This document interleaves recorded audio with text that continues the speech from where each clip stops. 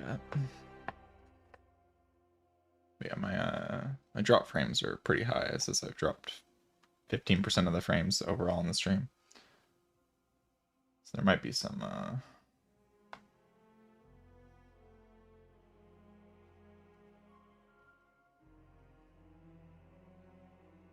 problems.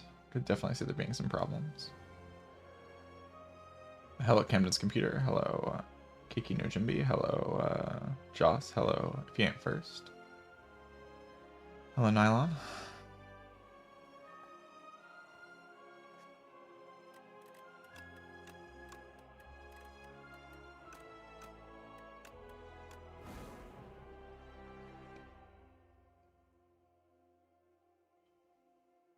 Alright, I think I'm sort of ready to try to play rotating A10.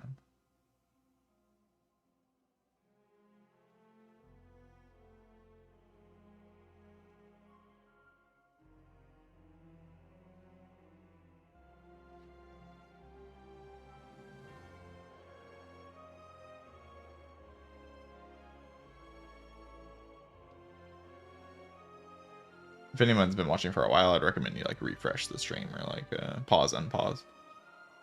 Because you're probably delayed if you're hearing this. I probably said this a while ago. Because I dropped a bunch of frames.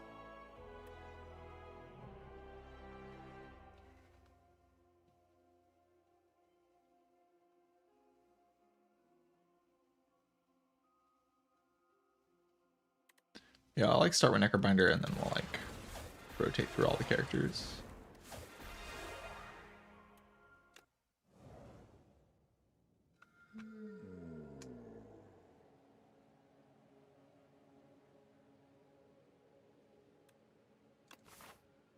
I think T2 or like transforms are kind of good from Whale. I think.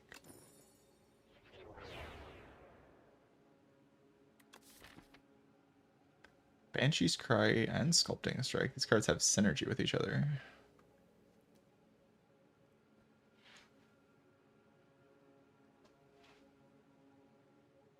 Oh, Soka?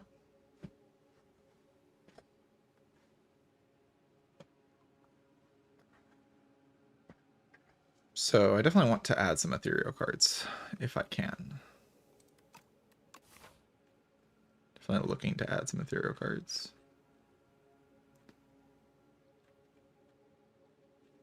If I can get Banshee's Cry to work, this will kind of just deal with a lot of the biggest problems in the game. I just have to be able to actually play it, which I currently can't. So. It's just not a playable card right now.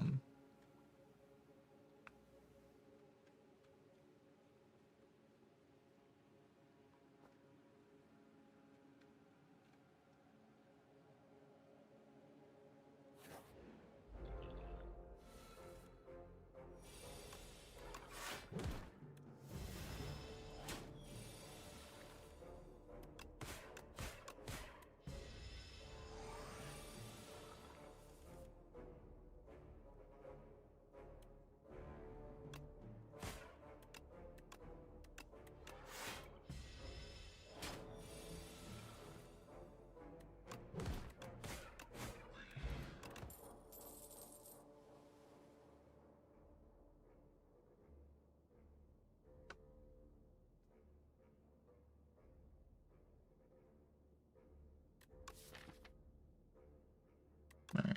Neither of these cards are ethereal, so I kind of want to go to the shop just to look for an ethereal card. There are a decent amount of ethereal common cards. If I can just get to the point where I can play Banshee's Cry, I'll be in a very good spot this run.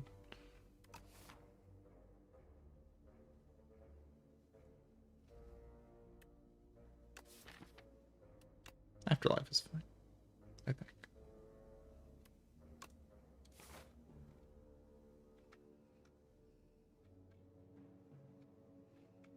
But I kind of want to go to the shop just so I can like buy a card.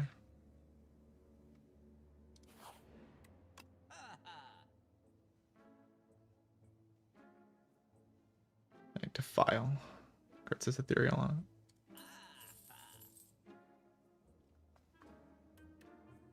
I don't really think I need negative pulse when I already have Banshee's Cry.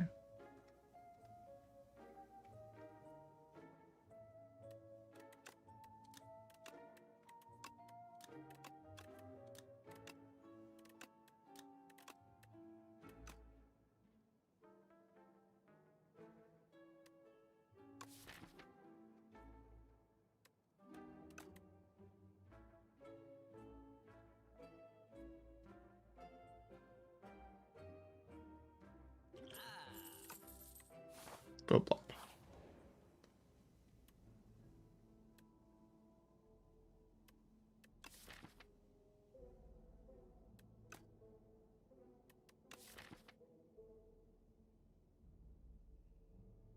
I feel like Sown is a bit too strong, yeah.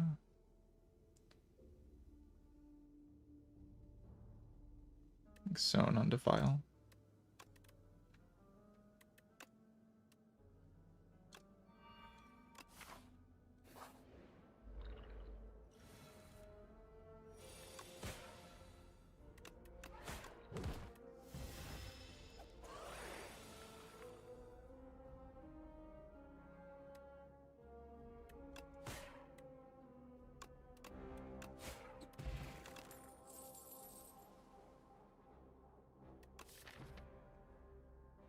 Currently don't have any other Aussie attacks besides Unleash, so...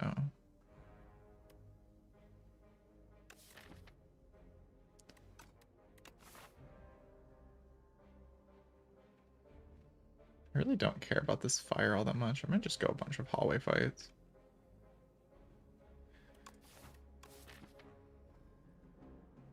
It gets kind of scary though if the game starts actually putting pressure on me.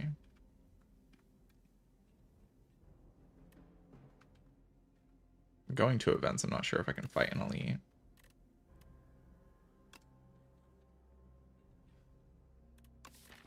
Is this deck when I can't play back? I mean, I could upgrade to File, I guess, and then I just have like a 17 for 1. Eventually, I have a 33, right?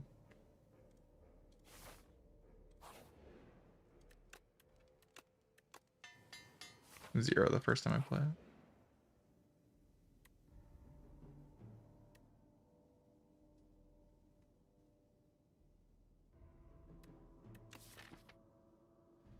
You can do that to Banshee's Cry, and then you can play it every single time, and you don't have to worry about Ethereal. And if you line up Ethereal cards with it, you can just make it cost 0 in the same hand. Let's try it.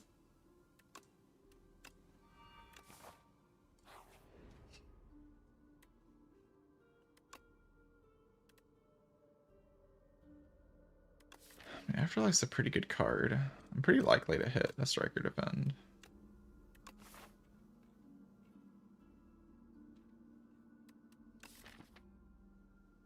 So I can fight the Giant Head guy.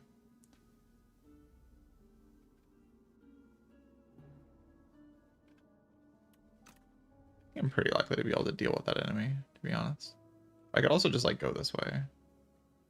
I don't have to take this like path here when I have like this many removes and Banshee's Cry dealing with Act 2 sort of.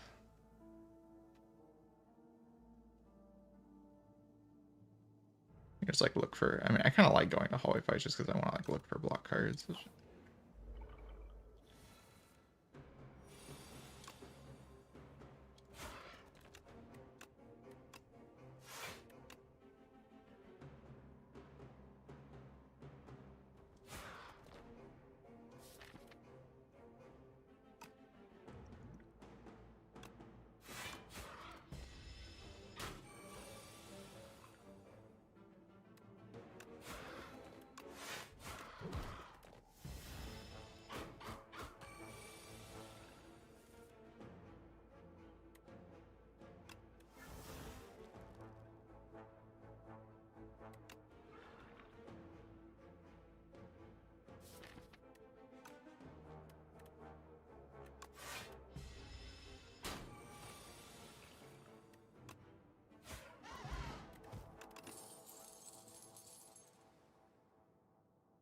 Okay, potion belt's not that useful. I still haven't gotten a potion.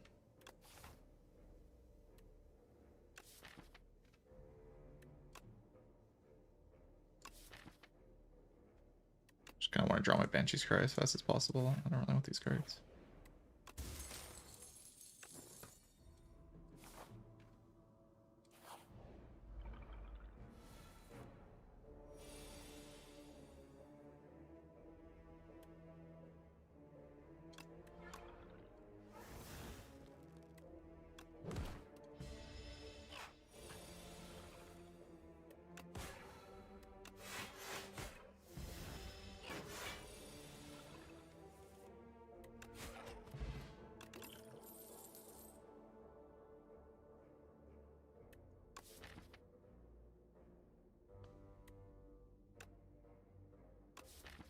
Kind of like pull aggro.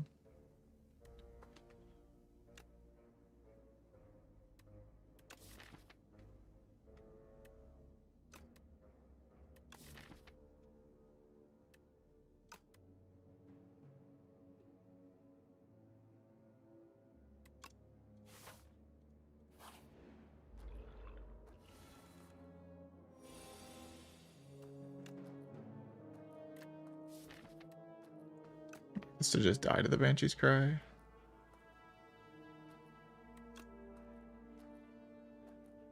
don't want to damage this thing though.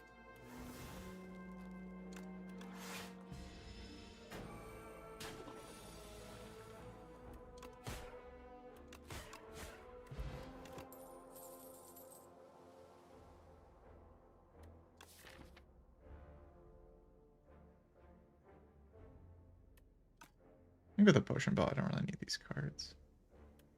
My boss. The Kin. Banshee's Cry is very good in that fight. Yeah? I sort of just want to redraw that over and over again.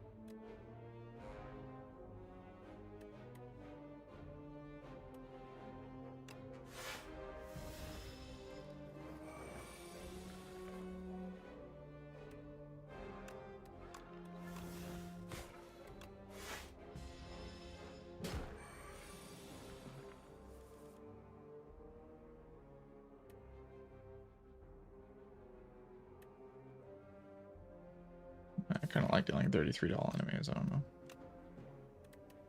This card also does a lot of damage is the thing.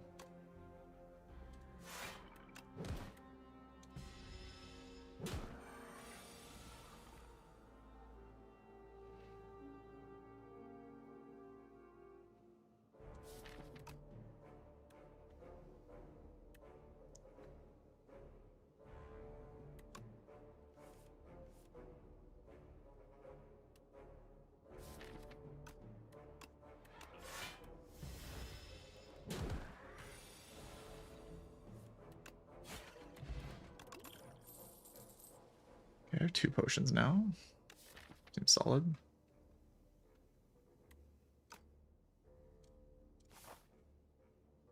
I don't really see why I can't fight an elite. Like, what are the options? There's the giant head thing. But I have block pot and vuln pot. That thing could be a problem though. The other fight should not be a problem.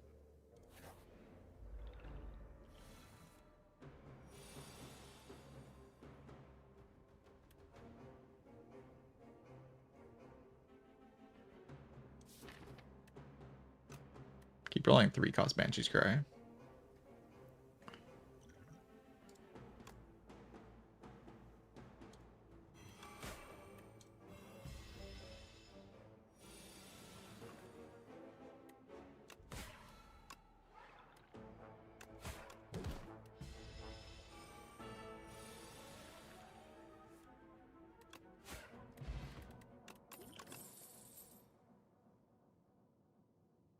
This card is ethereal, which means it plays with a cry. I'd really like to be able to upgrade Parse. Or even Banshee's Cry would be like a cool upgrade.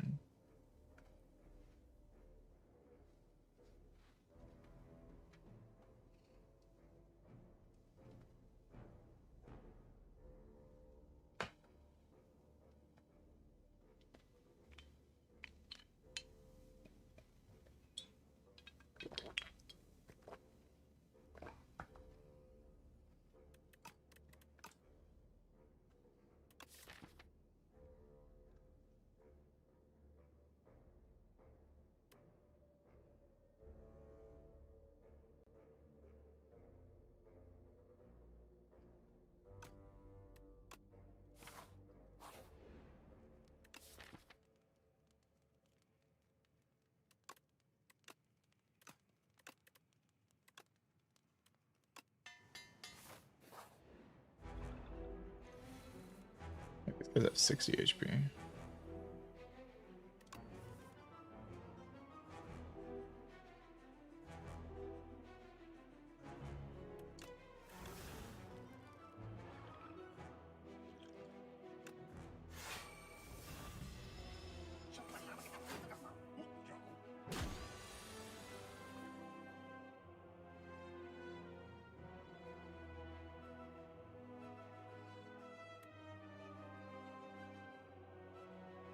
I was kind of hoping to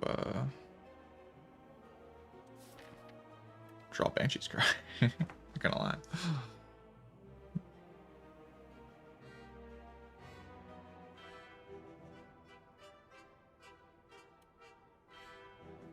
This thing does an immense amount of damage, though. I could probably kill one of them.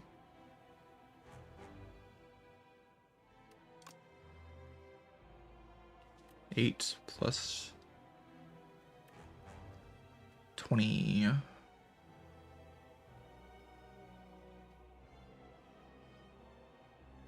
This thing does 8 more damage, so 25. 8 plus 25 plus 25.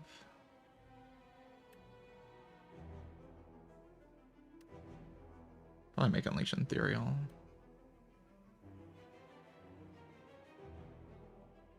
So if I put everything on one of them, I can kill it.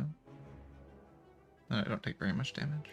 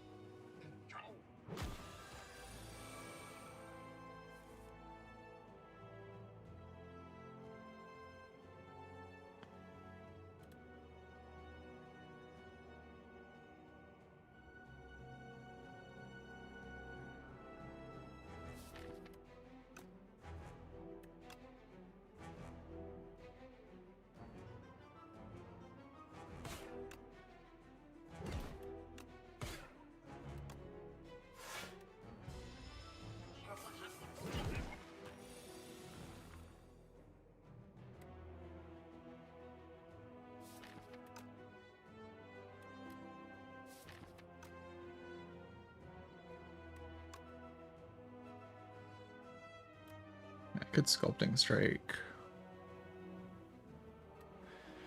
Just pull aggro Bodyguard even, but then I lose this Parse. I don't really like losing Parse. But I kind of like just Parse. Sculpting Strike on the strike.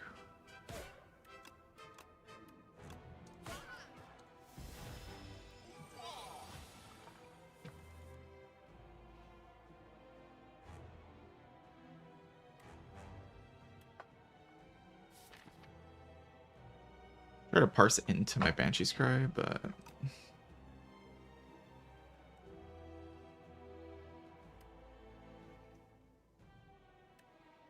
because I'm losing a lot of my ethereal cards here.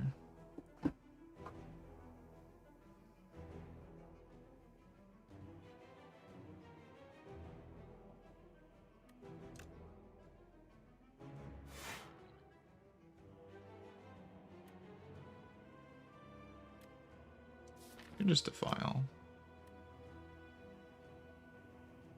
Don't actually take that much here.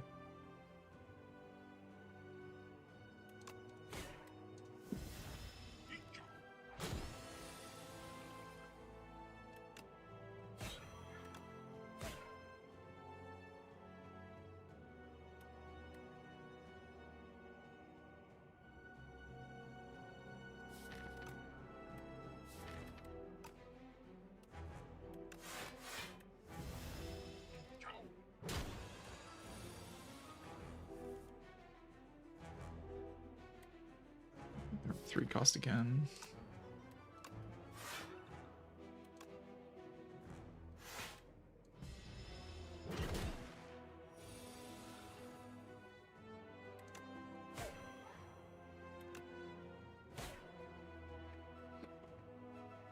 Sculpting Strike the defend, so I don't draw that next turn. Maybe Bodyguard's worse.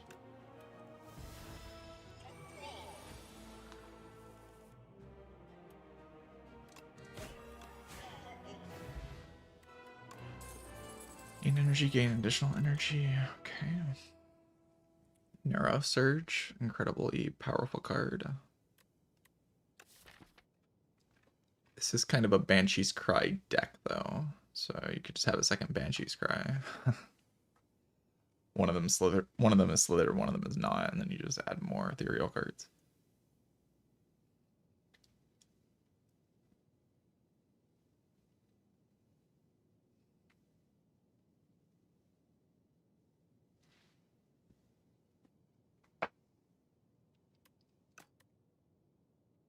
This card's funny.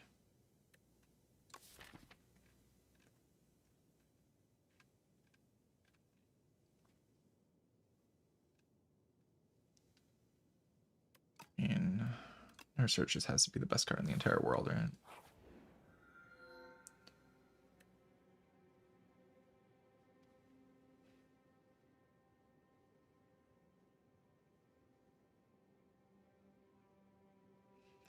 I wonder if losing at the start of your turn, like, it's kind of like Ectoplasm. I don't really need energy with Neuro Surge.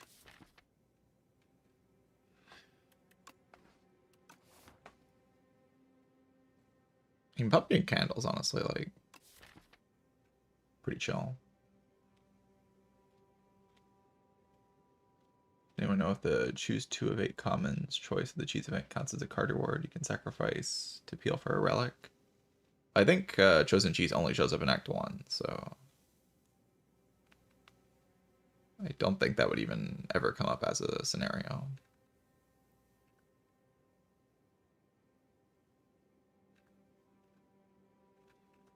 But I think generally speaking, no, that wouldn't count. If it did, I think it wouldn't count. In Act 2. Oh, really? I guess it can show up in Act 2. I've only seen it in Act 1. But yeah, I don't think it would count.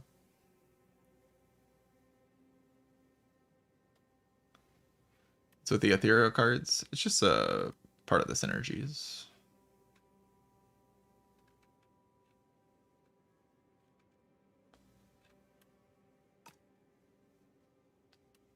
I don't know. I don't hate making Act 2 like kind of free by taking this thing. Paying 5 gold per turn is like kind of a lot of gold, you know. Maybe poor forever if I take that option. Pumpkin Candle's just kind of like letting me steamroll a little bit.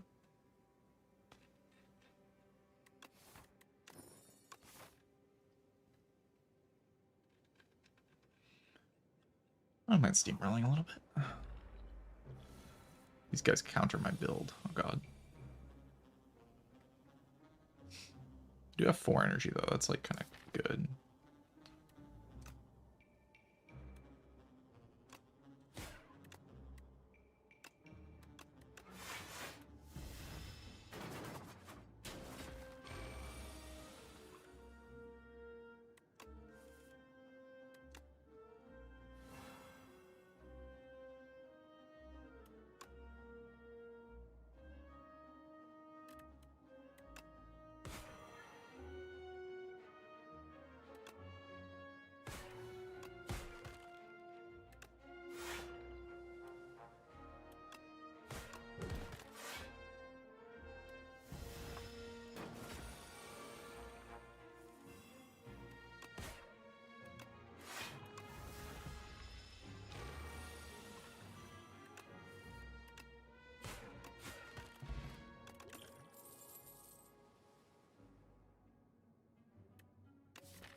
Right, delay for this act. I mean, I just kind of want a block card, and this says block on it.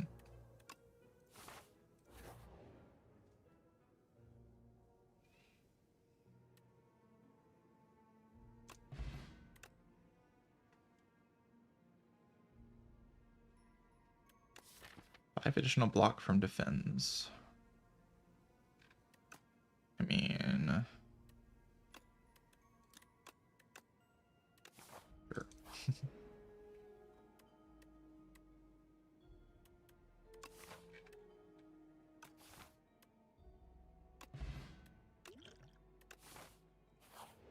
No, the pop potions could be okay, I guess.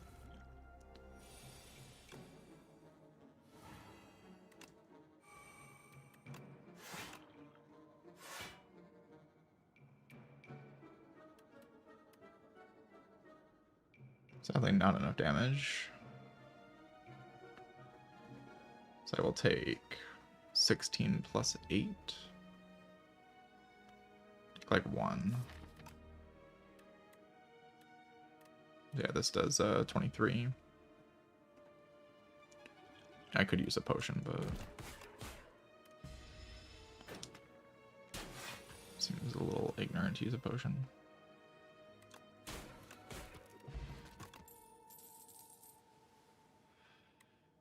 Yeah, Wisp could be alright for later. I kind of want to just draw my block cards, though. I'm not gonna lie.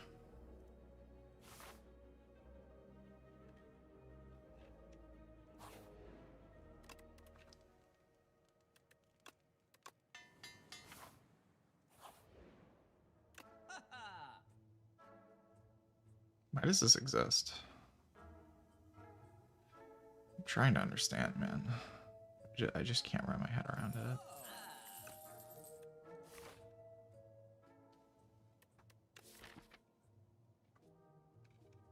Okay, I mean, it's a little bit bad with Fasten, I guess. I'll be okay. I'll just play the defense, you know?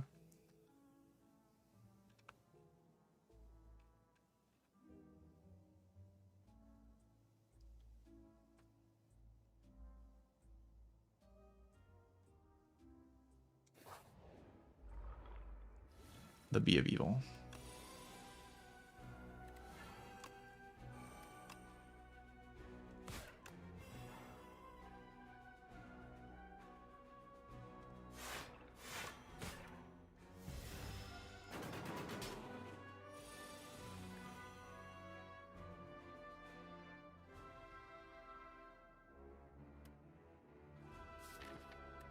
Kinda not drawing my deck in the right way.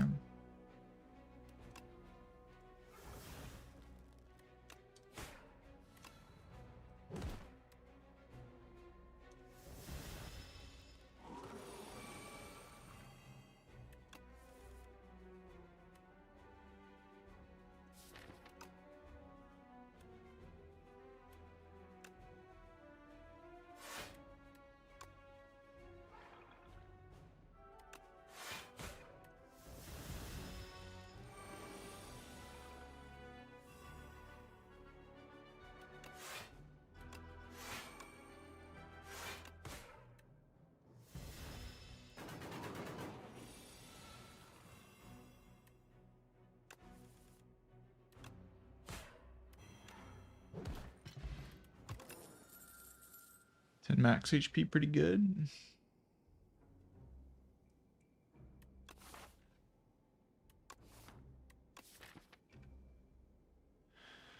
I feel like my late game block's going to be a little bit weird because Fasten stops working when the things exhaust. Once I lose my energy per turn, that is.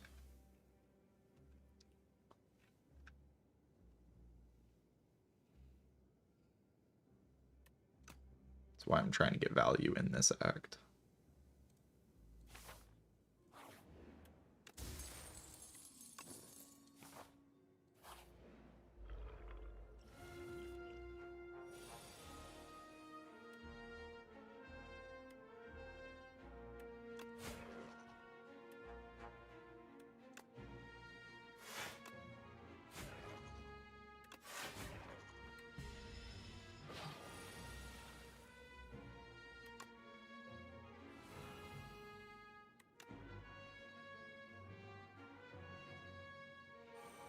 Oh, it's whenever you play any card.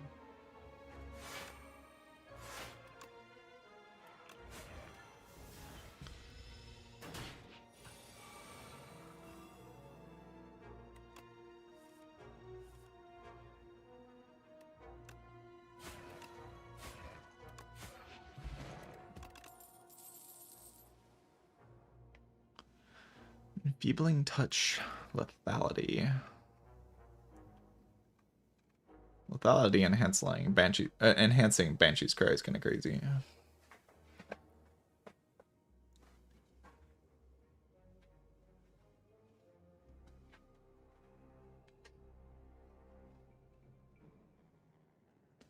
That is kind of strong, not gonna lie.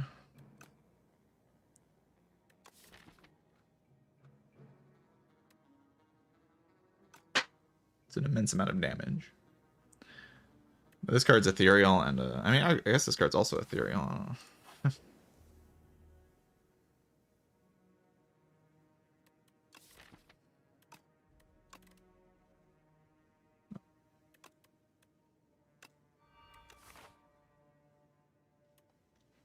know. Should I fight an elite here?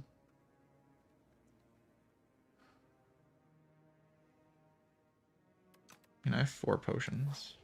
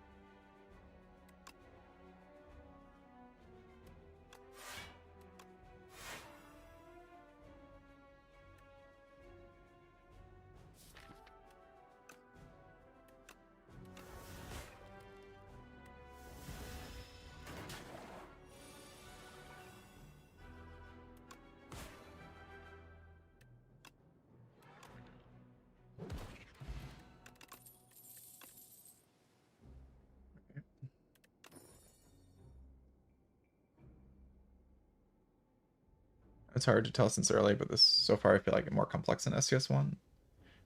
I mean, there's just more stuff. There's like a lot more stuff in the game, which is exciting.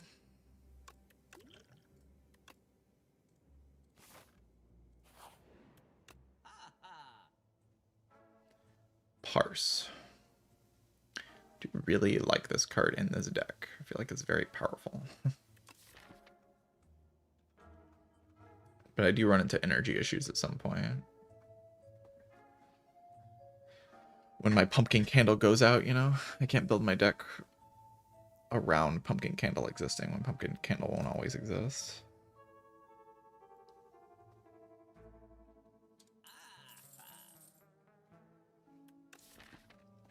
Defy is very powerful as well.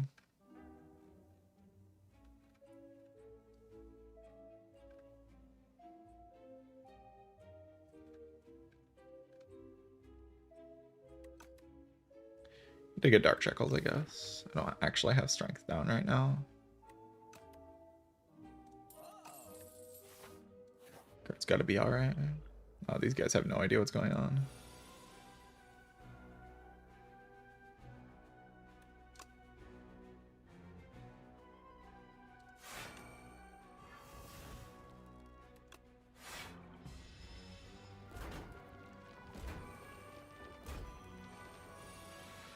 Maybe it's me that has no idea what's going on, to be honest.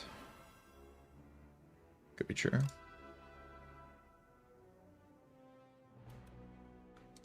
Just 24 to everyone, and then I have like 3 parses in my deck.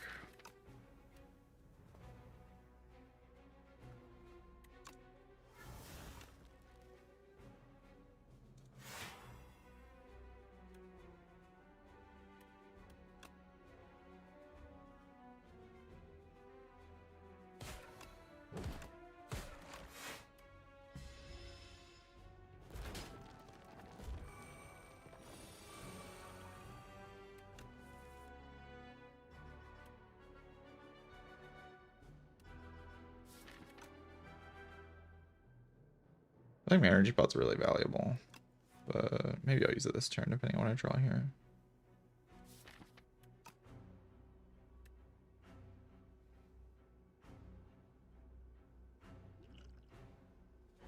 I mean, I could just take the damage and walk into the boss fight with this much HP. The thing is, I'm getting debuffed here. Like, I kind of want to play lethality, and then, like, taking a bit too much.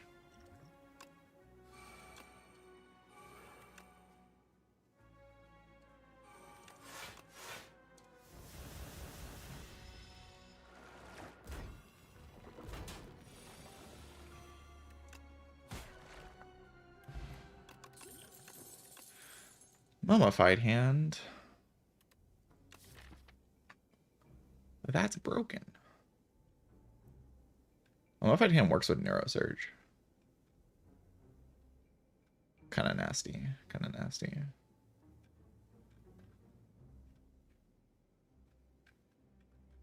I'm kind of down for the lethality upgrade. Feels strong here.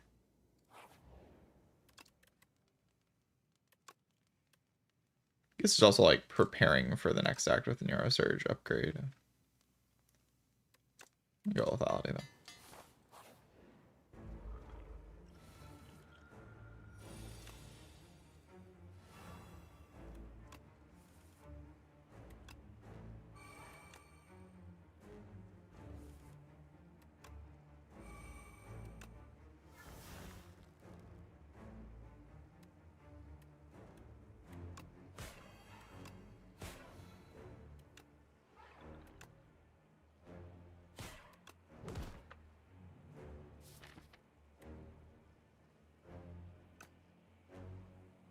Let these go or keep the defend? No, I'll keep the defend.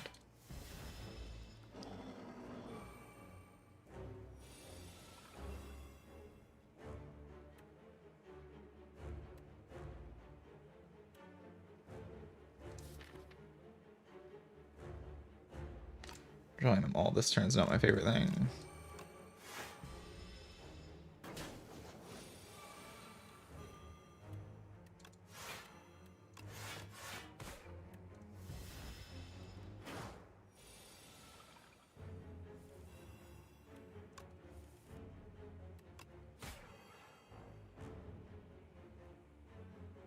Dying to 4 turns.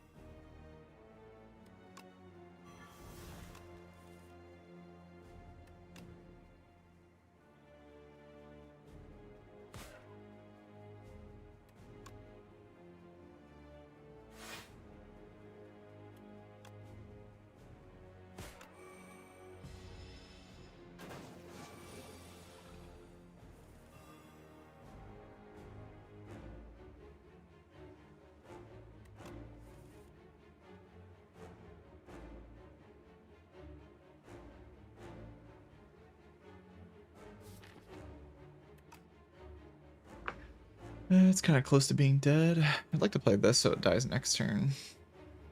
But, might die to the Doom effect if I do that. Defend blocks for 11, yeah.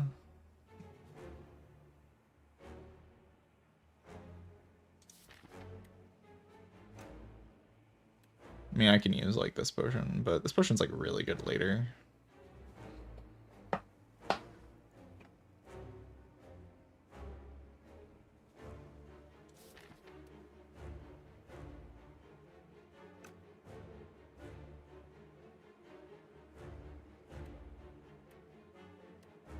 Lux 23.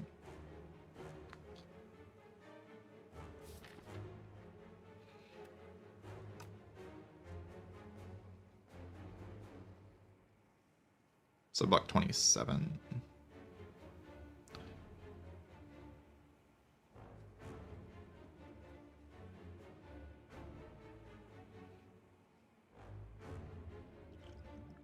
Guess I can just weak potion.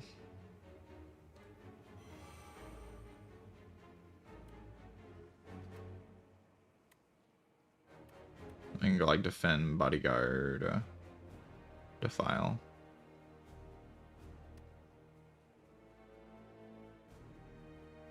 That still takes quite a bit though.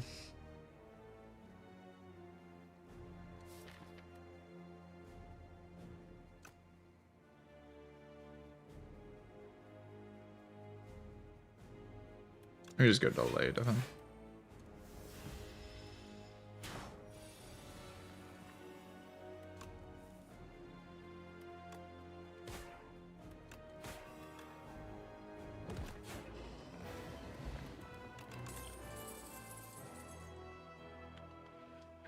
All right. It's another Neuro Surge with Mummified Hand when I'm about to lose my Energy Boss Relic. There does start to be a problem where, like... yeah,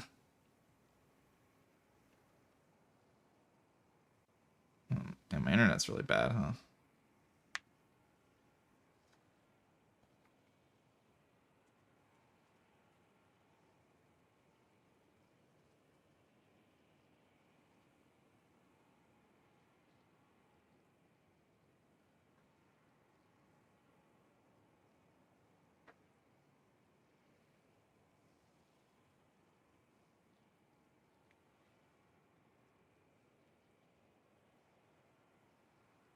I'll just type that in case people can't hear me.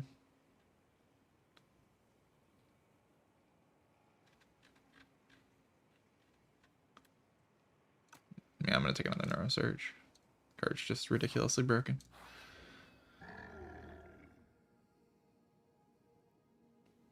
Alright, Iron Club is pretty good. Every time I take it, I'm just like pretty happy with it. Upgrading 4 cards whenever you kill an elite. It's a fun one. It's just sort of upgrade your entire deck at some point, which is pretty cool. I haven't taken that one yet. I kind of want to try it. And it doesn't seem terrible here. I have like a pretty fast deck, to be honest. At least I think I do. See if it's actually true.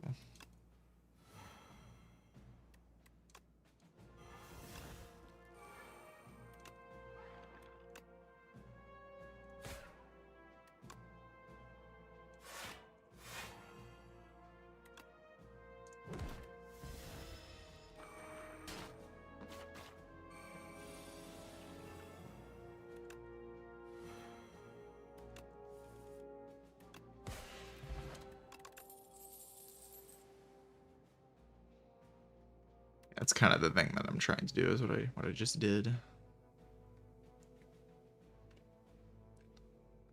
I play lethality, and then I play Banshee's Cry, and then everything explodes into a billion pieces.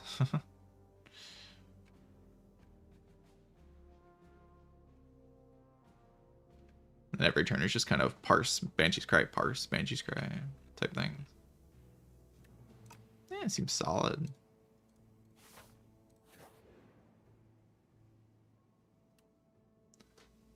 clumsy. I mean, this card's ethereal. I'll just gain some money for later.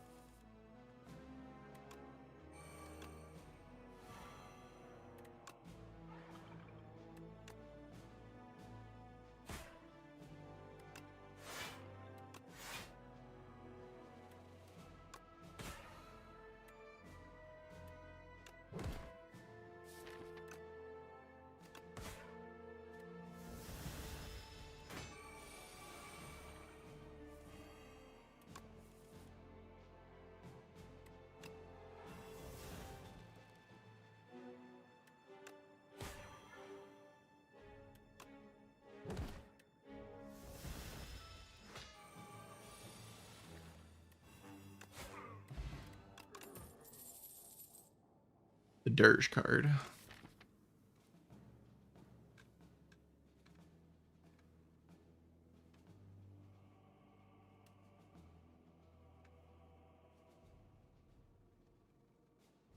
It doesn't really play into the package that I'm doing right now. It does get upgraded at some point with the boss relic, but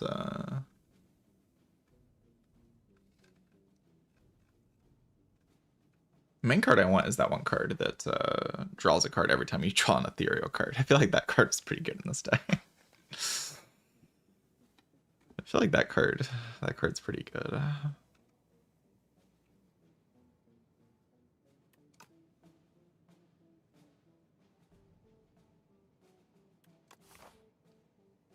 just trying to prepare myself for the bosses. I mean, hopefully this boss relic is what's preparing me for the bosses, if that's my concern.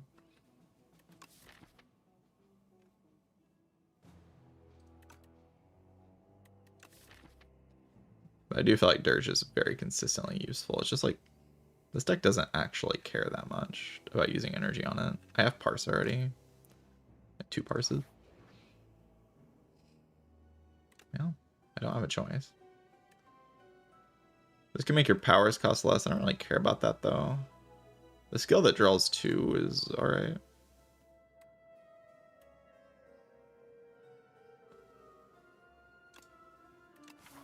I guess you don't always get the same thing, huh? But, I mean, that card's fine. That card just says you're gaining energy on it. Gain 8 block, gain an energy. It gets upgraded, which makes it innate, which isn't that great, but yeah, it's okay.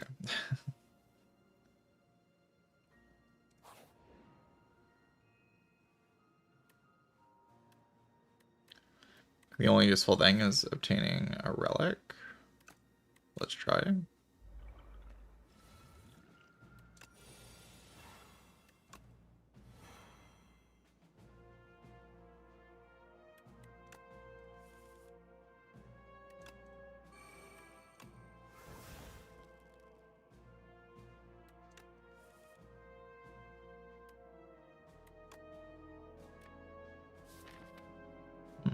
Kind of missed everything.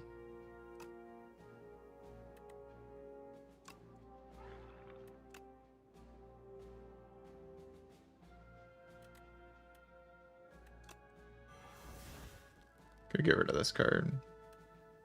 I mean, it's better than this card, right?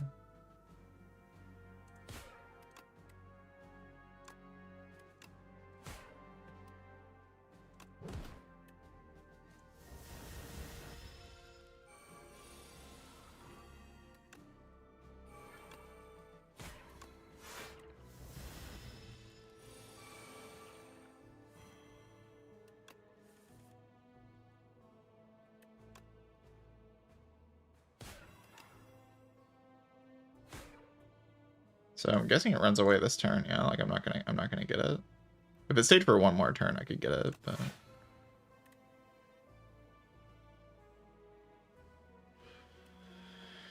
I think with this, I don't think I can.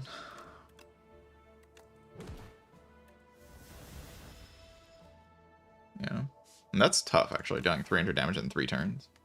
That is not super easy. The other ones just weren't useful, though. Like, and I do think there were draws that maybe did it.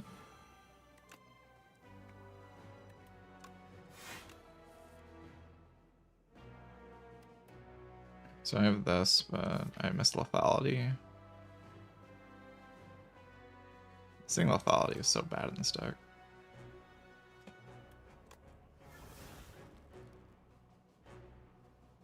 It's like actually so bad. It's like all of my damage.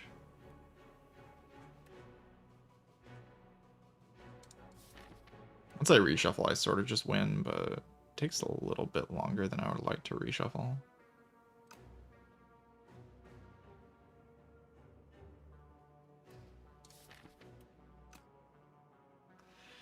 Could Gamba for lethality. It's like the main reason I want to Gamba. I think I will. I think I really want to hit this lethality this turn. Feels like it matters a lot.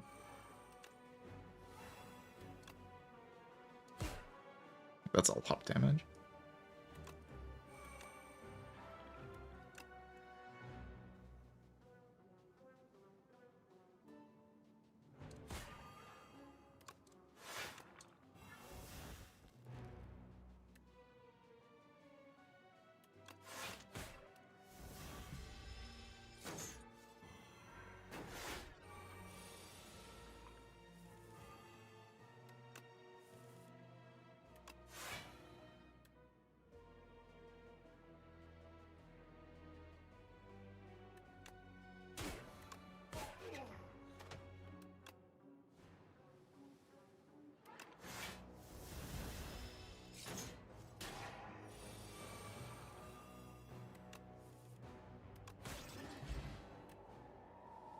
Giga upgrades. Become upgraded.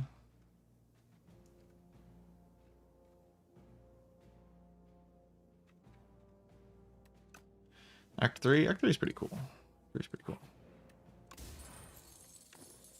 Happy Flower, very much welcoming more energy in this deck. The Fargus don't really give me any value, to be honest, because I'm just going to get my entire deck upgraded anyway. Just with the boss relic. I feel like that's pretty guaranteed at this point.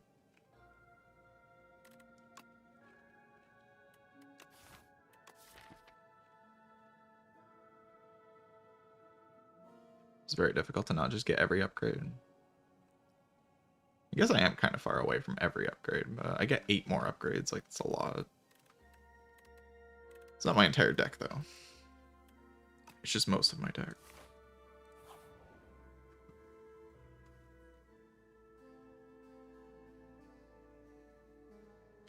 I can make it my entire deck.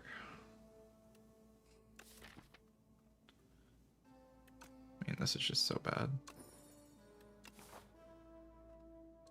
Mostly just avoiding that garbage. Ow.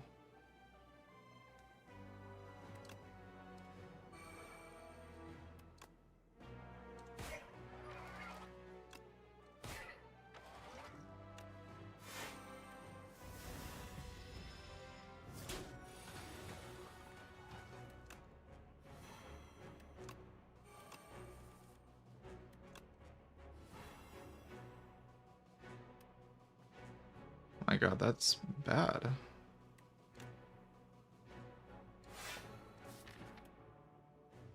How do I kill this thing?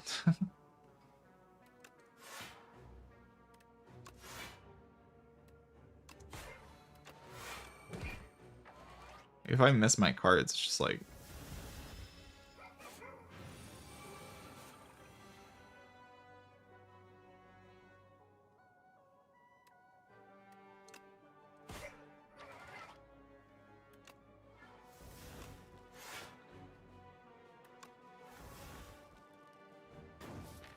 Like, I can't block in this deck.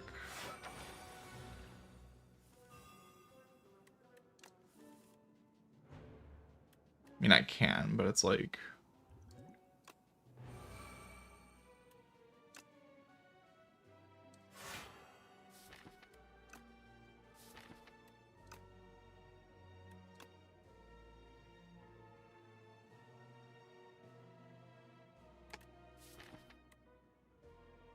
Yeah, it just gets worse and worse, huh?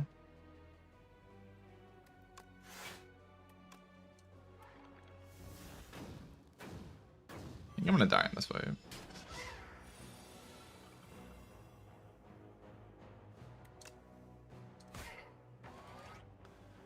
Just feels like that's not doing enough at this point with all the burns and stuff.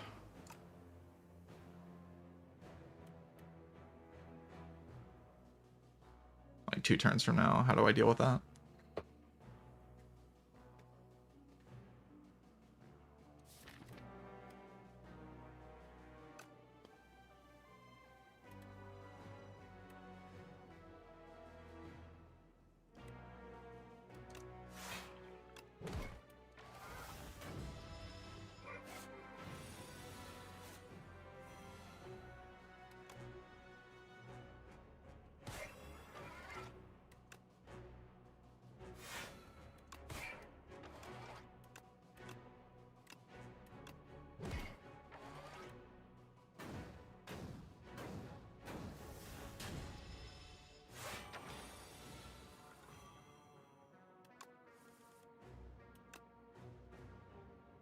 Okay, is that lethal? No.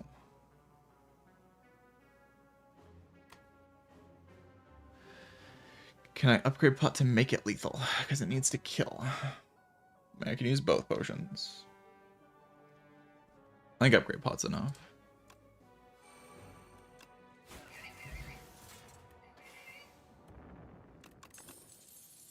Alright, well that was freakingly terrifying.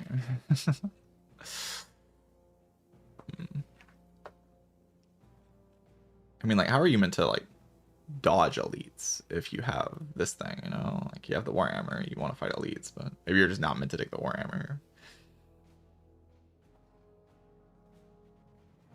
Like, it's... I mean, I wanted to try it out. Are you beating the boss?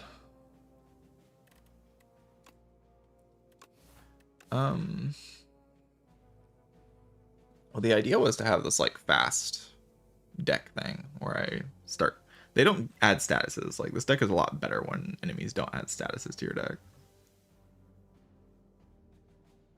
Like, these enemies don't add statuses to my deck. So, like...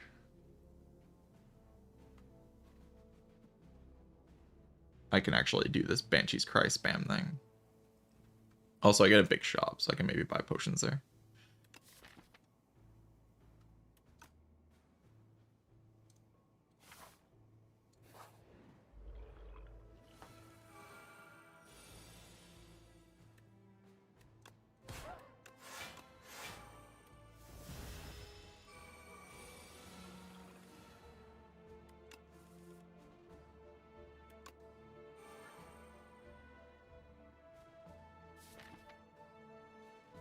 Draw a lot of cards next turn.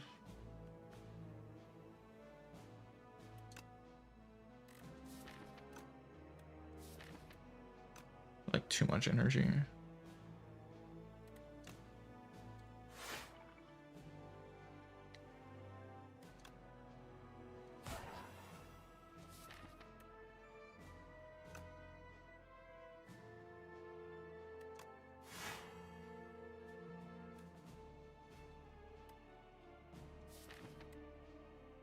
How many of these cards do I want to let go? Because I can technically let all of these go. Just try to redraw into my stuff faster.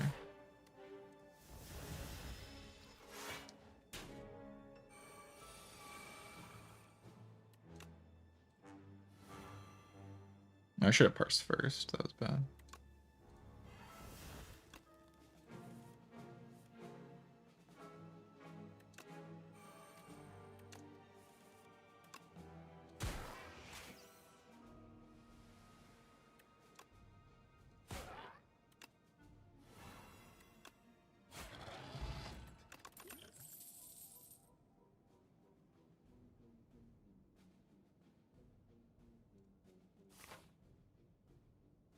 I will be fighting an elite, yeah. I don't even like remember what the next Act 3 elite is.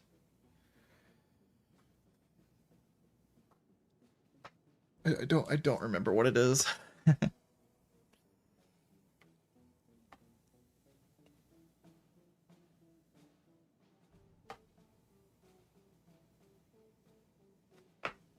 Means I should fight it so I can get a... Oh, it's this thing.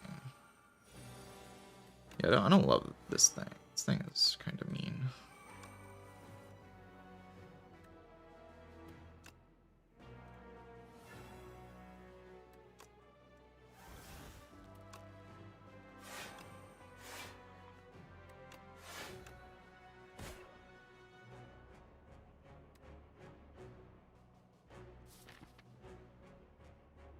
My draw pile is not very good.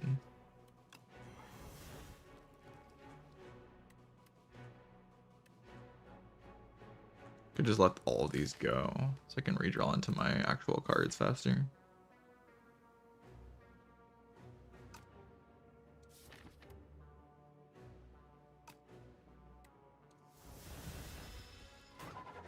Blow 8 energy casually. Very chill.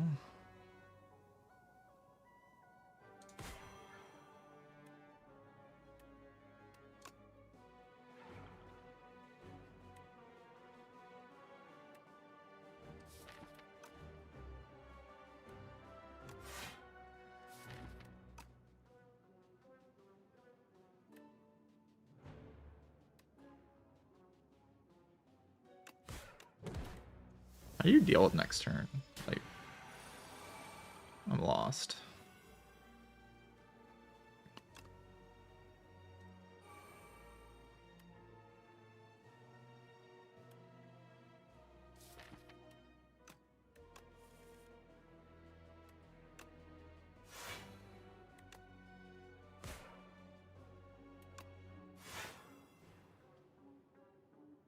I guess just block it.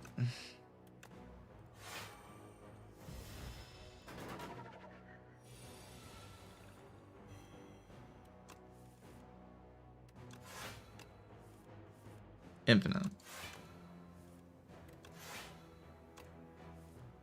Infinite. Infinite. Infinite. Infinite. Infinite. Infinite. Infinite. That's my... I think that's my first true infinite in this game. Upgraded.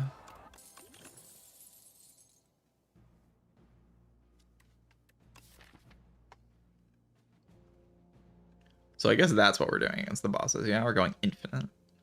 Naturally. Why wouldn't I simply go infinite? Why is my Banshee's Cry still unupgraded? I mean, it doesn't need to be upgraded. If I'm going infinite, like, that'll do the job.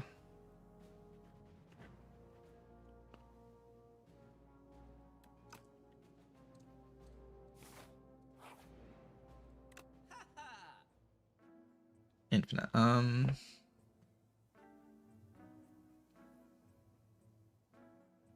Yeah, there's like iron plating. That's pretty cool. Power potion's like pretty cool.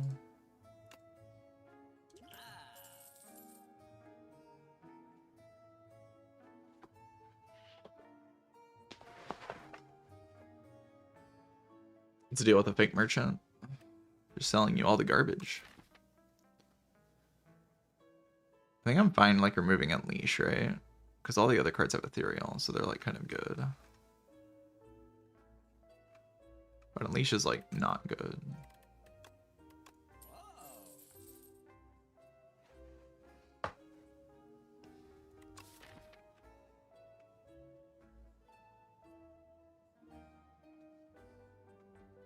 Yeah, I got double Neurosurge in this run. And then I went infinite, shockingly. I mean, this run is just like a transform into Banshee's Cry on floor 0. Like, Banshee's Cry Sculpting Strike was my transform 2. And that was kind of the whole run. Because I was able... And then I enchanted this with Snecko. Which is a pretty good... I just took Parse and Neurosurge. Lethality and stuff. Flash of Steel seems fine. I mean, like, what's the problem with this card? I guess the lethality aspect. I guess that it doesn't really do anything is kind of a problem. I can just do that. And have the Gorjek, because like the early turns are my only real problem. If I'm infinite, I can just rest here, yeah?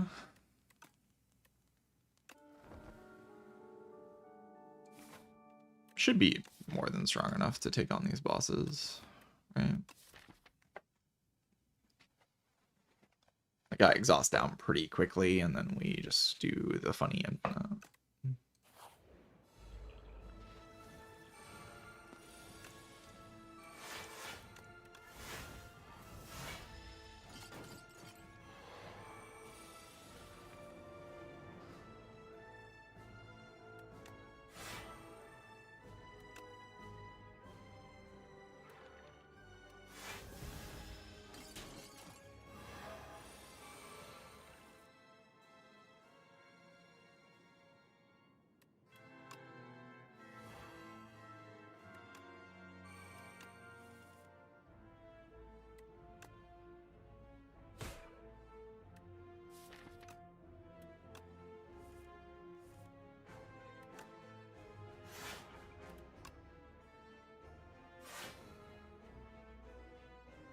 I played a 5, probably. Just in the interest of not taking that much damage. Could sculpting straight my Neuro Surge. I don't really understand why I would do that.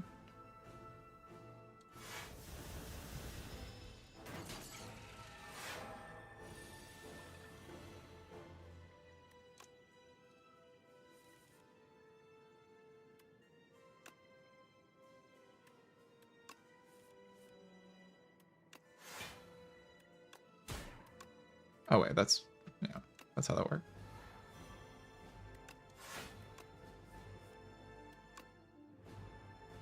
So if one of those is bound, I can't actually go infinite.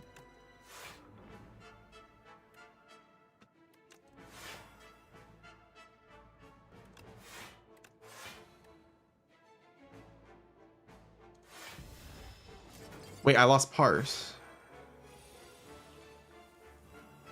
And I'm gonna lose this parse too. That's how the game works. Because they're ethereal cards.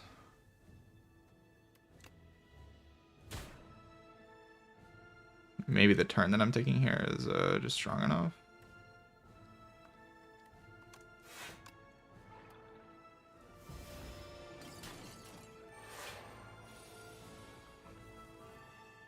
God, I need parse to not get hit. Like, I need parse to not get hit by the thing at some point. But like, if I play this, I lose parse. Can I win?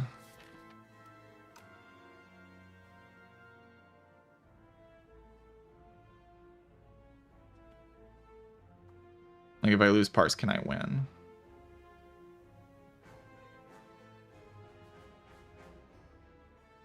Because then I can only play one Banshee's Cry per turn. That's like my whole turn. It's just Banshee's Cry in turn. It feels like I have to play Banshee's Cry. I got pretty unlucky in this fight. Like, this isn't actually likely to happen.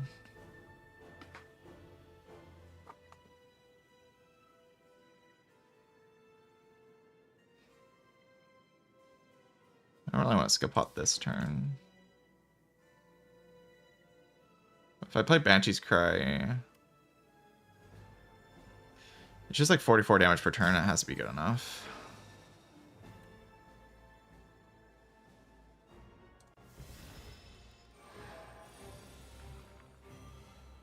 Not sure it's good enough. Okay, Parse is back.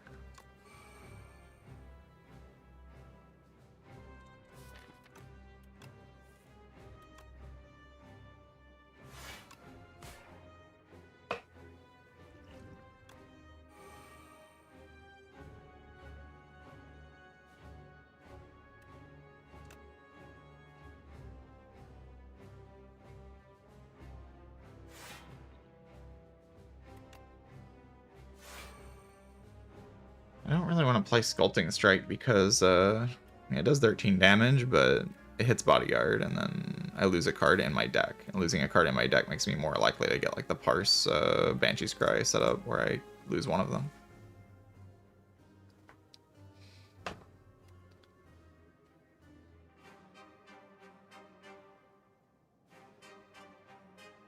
And I don't want to lose bodyguard, like, as well. God, it's every freaking time, man. I have to play this, though. I lose parse again.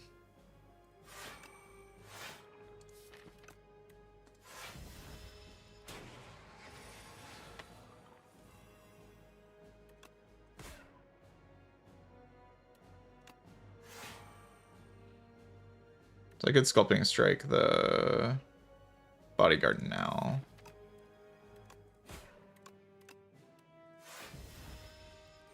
Because now I just want to draw my whole deck every turn.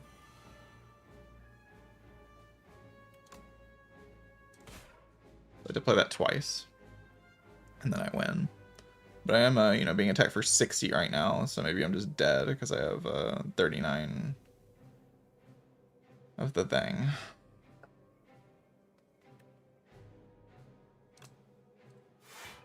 There's nothing to do here.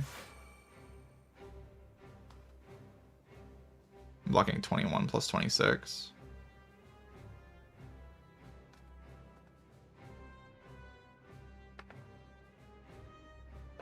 I don't know what it does next turn.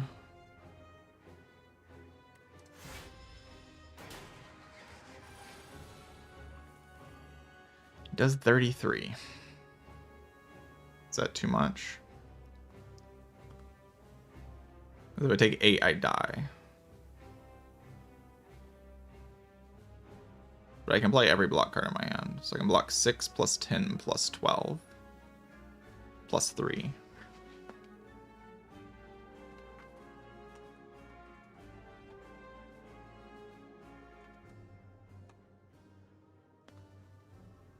So yeah, I can block 31 and take 2.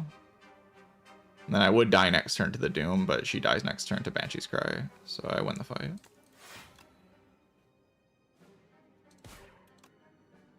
Wait, I can't...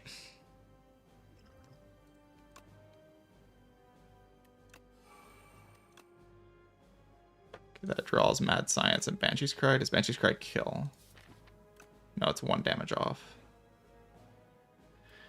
So I need to play pull aggro first, and then Neurosurge into pull aggro, or I die.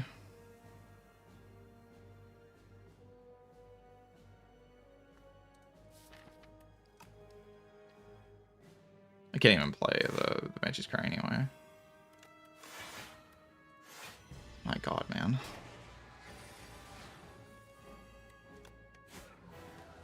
Jesus. The bound is actually really punishing for infinites. Like that is a super punishing mechanic for infinites. Because you like make it to where I can only play one of my infinite cards like 1 time. And that would be fine if these cards weren't also ethereal. It's the fact that these cards are also ethereal is the problem. But not dead, so I mean any other fight should be fine, right? Probably. Maybe not. This guy gains 3 strength per skill, you know.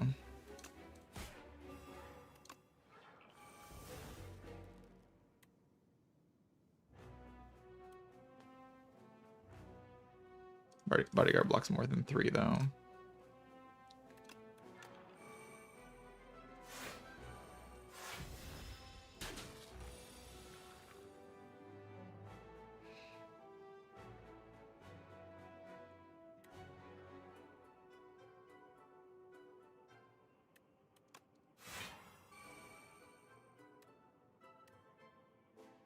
Could Sculpting Strike the pull aggro just to exhaust a card, because I'm just trying to go infinite here, right?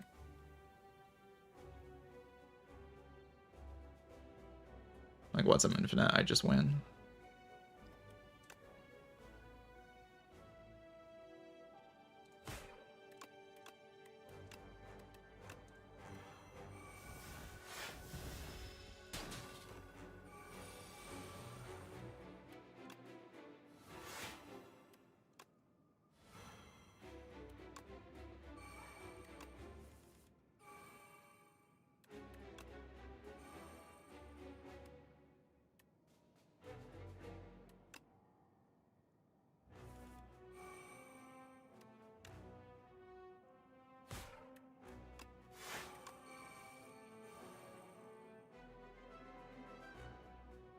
So I exhaust all of these.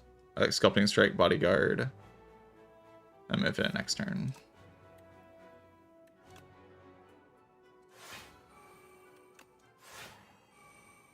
It's already weakened. Shit.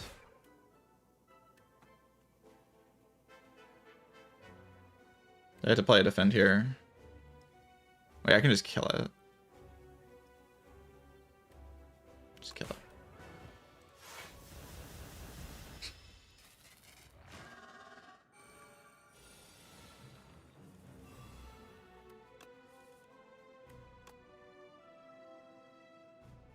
Wait.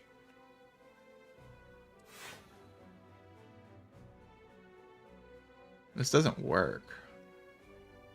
Because of the phase change. You kidding me? Maybe I can do something with energy potion? But it's always random, right? Because I'll always have one of the parses in my hand. I can never get rid of both of them. So I can never end my turn with one of the like the parse gone.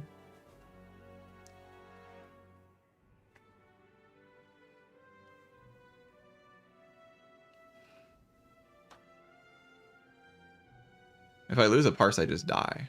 Like the fight, I can't beat the next phase. There's no way to gain infinite energy here. I guess I could play infinite delays. Yes, I could do that. No, I can't play infinite delays. I can only play one delay.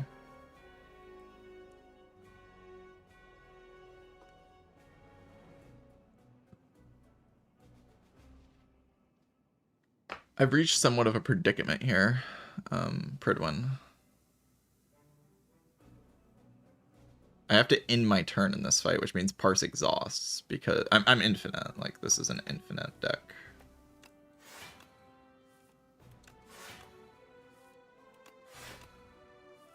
As you can see. But, eventually I kill it, and then I have to play so I have to parse into another draw pile, and the draw pile has to not, I have to not draw parse, but I can just draw parse and then I die instantly because this draws 4.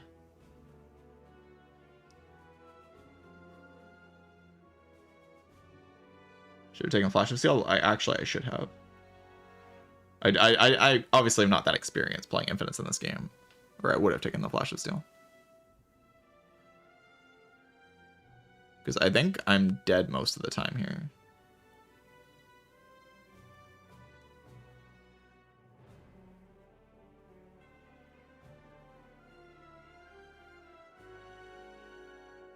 This game really does punish infinites way more than Spire 1. Like, there's way more like things that happen to punish you from doing it.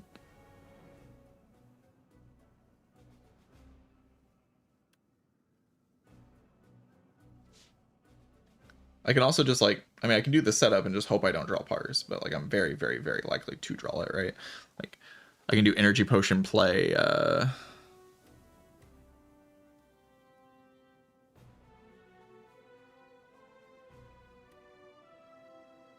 delay, because I have 6 energy. 1, 2, 3, 4, 5 energy. Then I just play the parse. And everything is in my discard pile. I mean, I'm almost always going to draw the parse.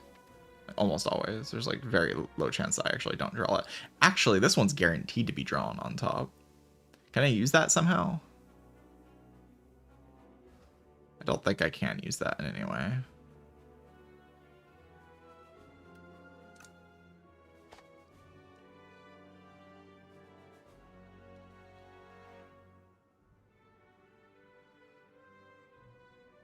Yeah, I just did not realize what was going on in this fight, I guess.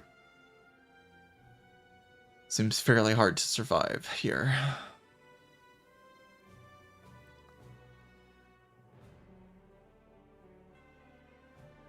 Because the next phase has like 1 trillion HP, and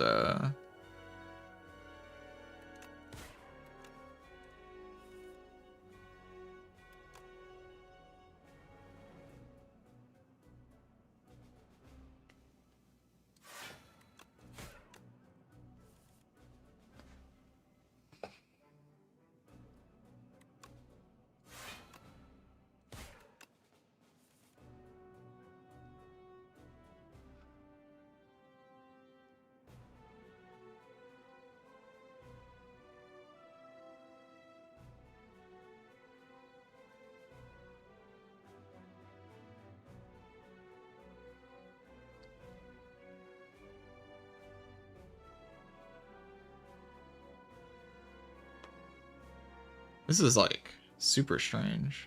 I mean, I should have just taken the Flash of Steel. I was just offered a Flash of Steel. I could have just taken that. It would have solved a lot of these problems that I'm having. I just, of course, I'm not that familiar with how the game works, so.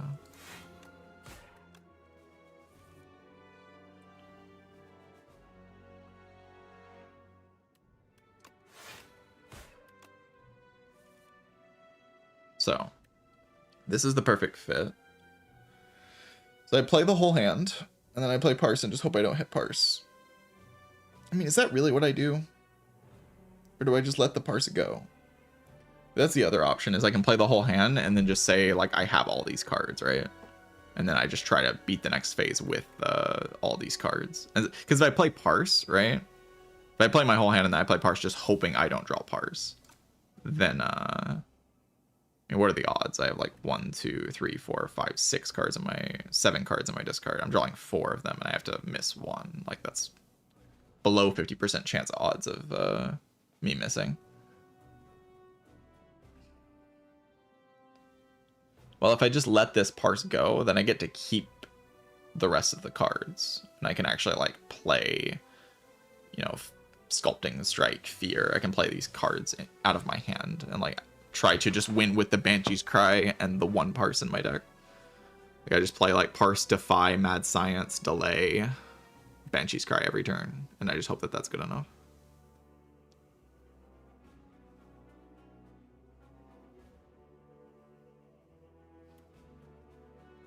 That seems a lot more sensible, doesn't it? Than, like, just hoping I whiff the Parse. I don't know if I'll die to the next phase. I need to, like... But, like, I have to do it this way.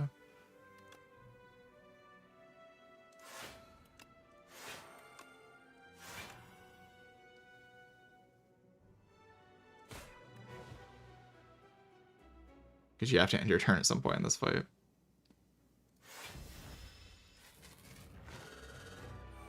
It's just forced.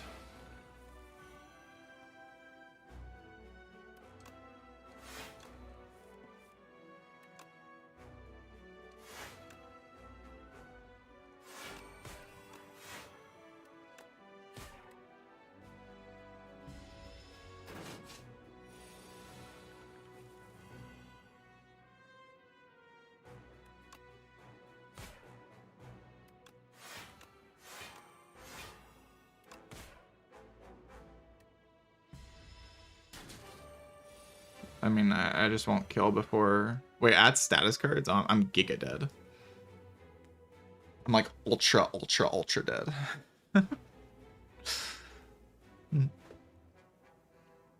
I guess I should have just... I didn't remember the added status cards. Adds burns, right? Yeah. It turns into Nemesis. That's like the whole point.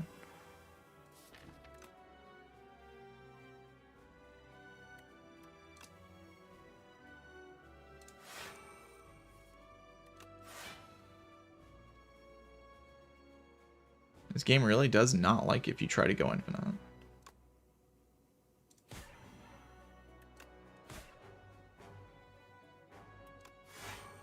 It's really not a fan of you going infinite. Not gonna lie. The game kind of hates you if you try to go infinite. GG.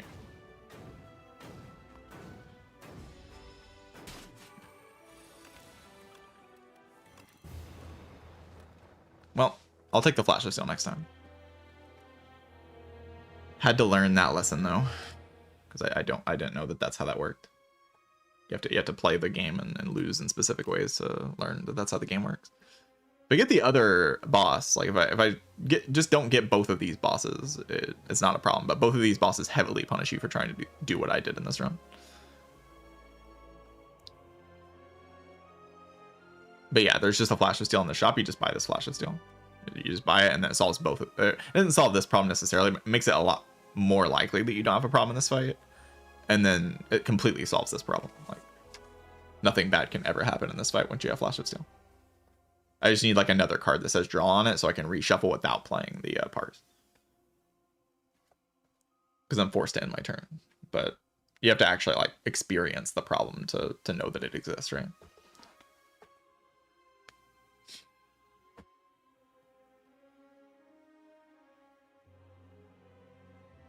And I've never experienced the problem, so I didn't know it existed. It is kind of hard to solve, though, because Parse is like your main draw card that exists on this character. I mean, there's other things I could have taken, I guess. I mean, I could have just built like a better deck, but I figured this would work because in Spire 1, this just works. But this game has more punishing mechanics for this type of thing. Like the bound thing is much more annoying for infinites than Time Eater's mechanic.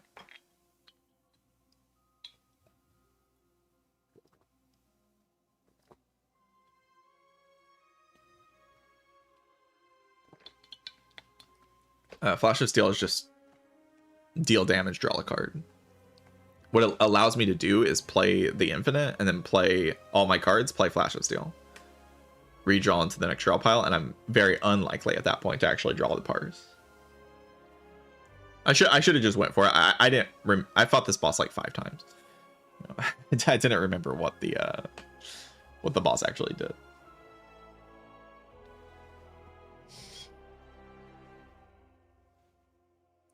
There's probably some other draw card that I saw as well that I could have just taken. Like I could have had souls. Like I could have taken something like that just adds a soul to my deck, and then I could use the souls to manipulate the draw as well. There's like a lot of things I can do to prevent that from happening. I just didn't realize that was going to happen. That you're forced to end turn in this fight. So if you're playing an infinite where like if you end turn you lose one of your infinite pieces, then you just die.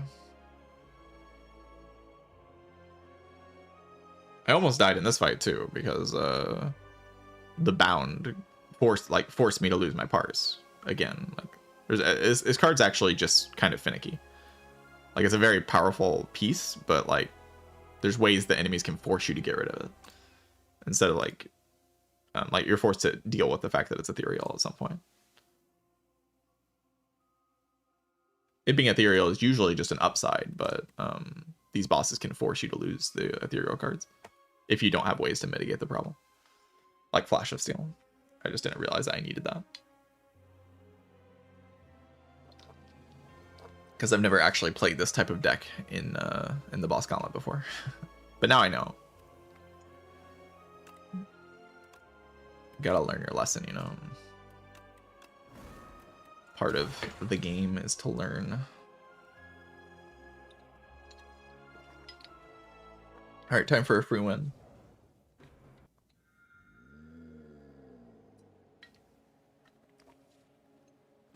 Most broken character imaginable is about to do something.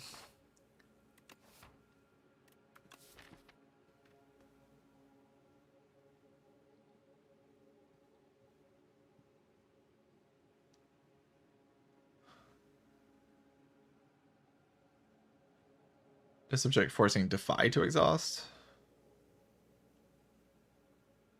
Well, like you kill it and you can't play yeah, you can't play your Defy because you don't have target.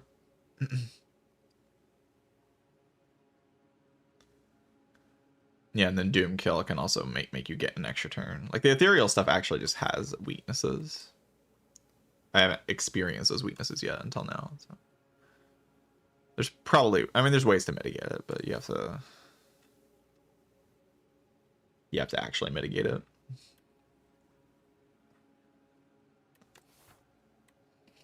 Try this. The hatchet. Sure, does 11 damage. Oh, is that okay? Gotta try it to know if it's okay. I'm gonna try to farm max. I just like assume this character can farm max because this character is broken.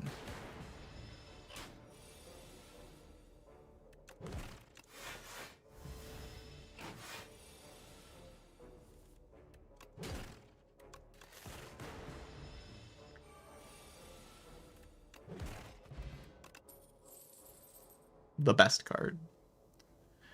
This card does feel kind of strong. But you need Frost. Like there's a charge battery here. Let's just try monkey clicking hotfix.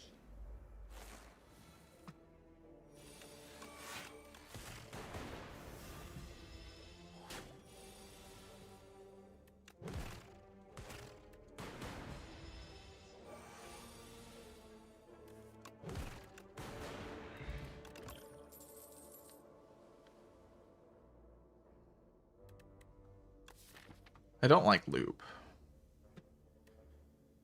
I don't like any of these. I think they're all just kind of bad.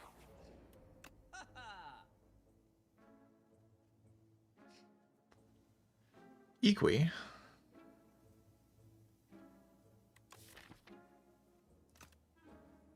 It's a big block card, I guess. Is Thrumming Hatchet enough to just kill the Act 1 elites? Does this thing just do enough damage I can just kill the Act 1 elites with it? Seems optimistic. Blocking. I'm just gonna buy Equi. Because I feel like it.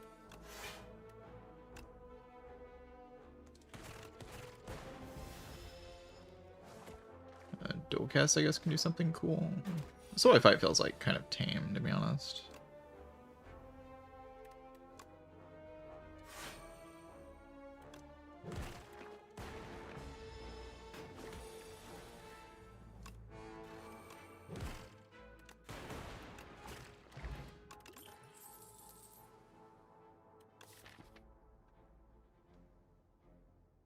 So compact before the first Act 1 boss. Uproar can play Hatchet, I guess. I don't know. Is that good? Doesn't seem that good.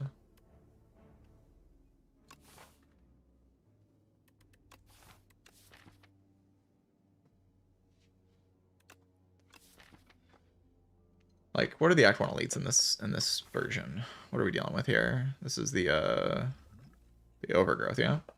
So you can deal with the bird guy. You can deal with the goop.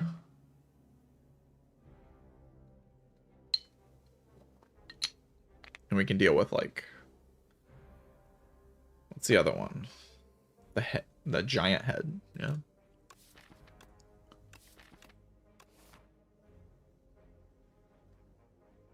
Only one of those adds status cards, and I think I'm like kind of okay against the goop, so. I just hope my potions solve. I mean, maybe compact with like the Equi is just fine. I don't know.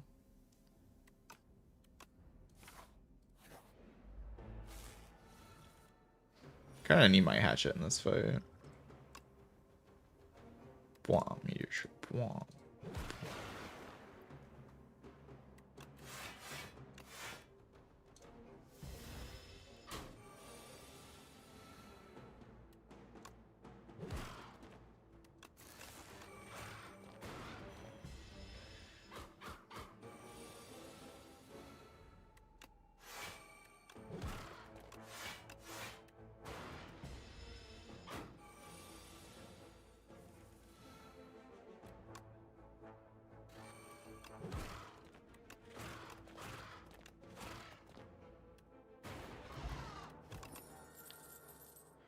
Defect just oh, there is uncommon focus.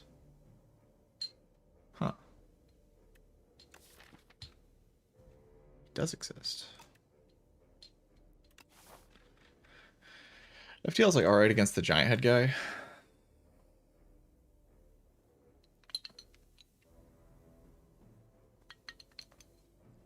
What's the upgrade on this thing? 3 damage upgrade. I mean, it's kind of a big upgrade because I just rely on it so heavily for damage.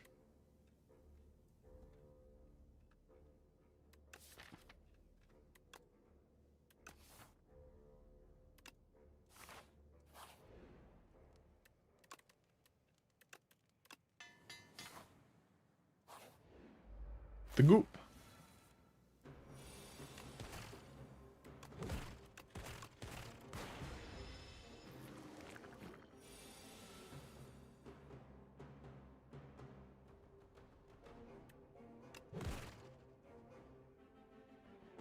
So I can't actually kill it this turn.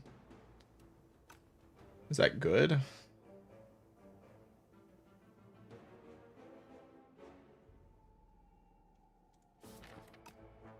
I mean, kinda.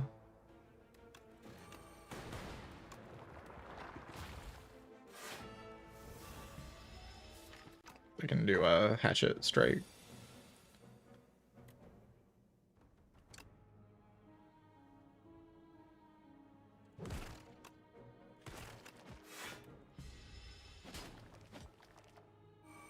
Just draw compact with all the infestations.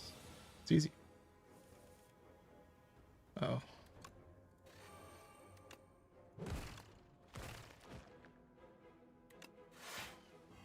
I don't love that. Like not drawing the compact there. Or drawing the compact there, I don't love. Card just seems so inconsistent to me.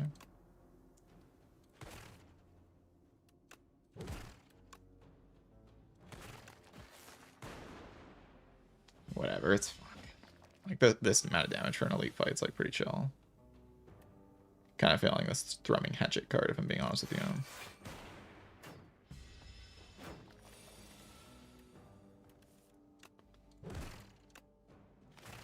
It's been kind of just cooking everything.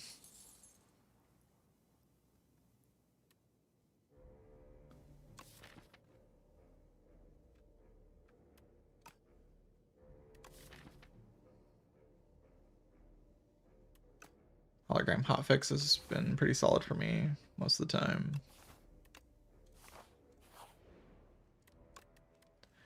I think you just want hotfix upgraded at some point. This feels true.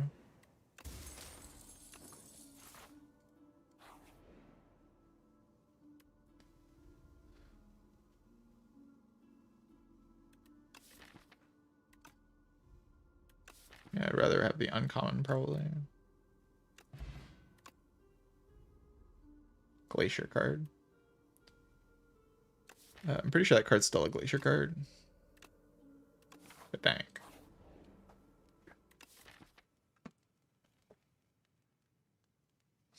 I mean, I found Frost, so presumably I just win.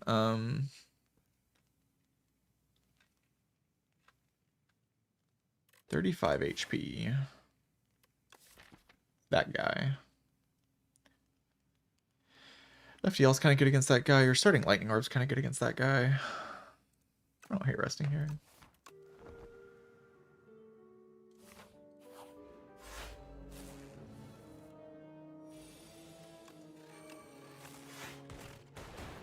Oh god.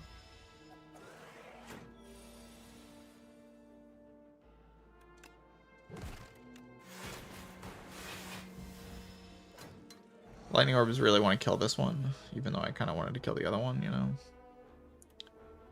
Lightning Orbs have their own idea of what the correct play is.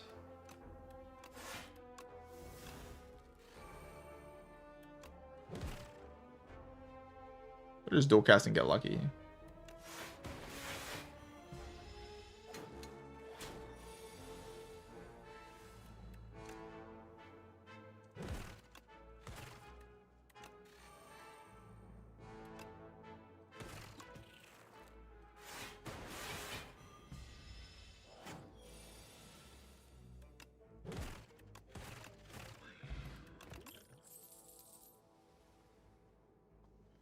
End of turn, if you have Frost, deal 6 damage to all enemies. I mean, I do like having Frost. I feel like having Frost is like pretty good. So, you know, I'd like this power to be strong.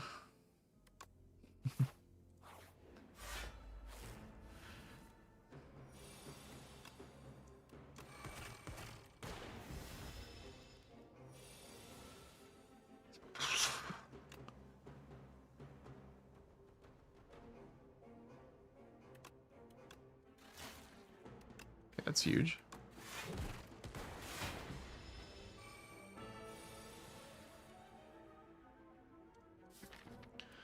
I bottom decked my hotfix.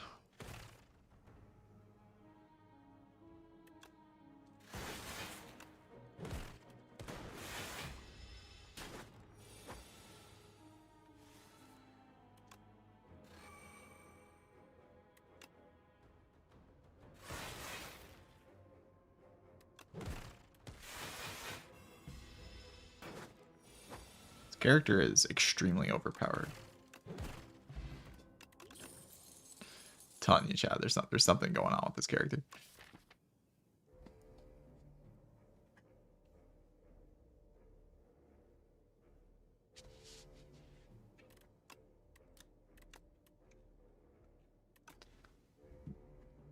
I just want more frost orbs. I don't want birds that don't say frost orb on them.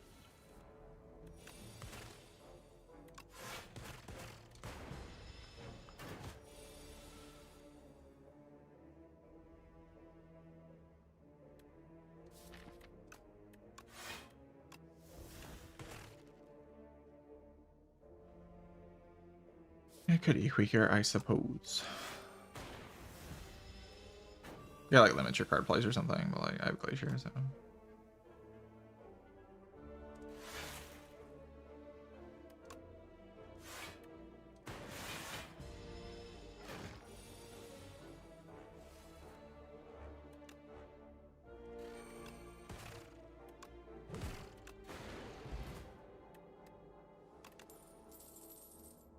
Focus Strike, GG. Strike, dummy, GG. Dummy. Strike, focused.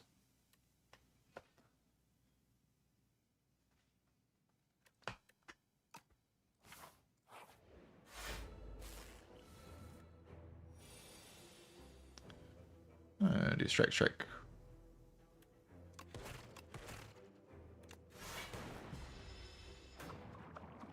This fight doesn't really feel that threatening to me.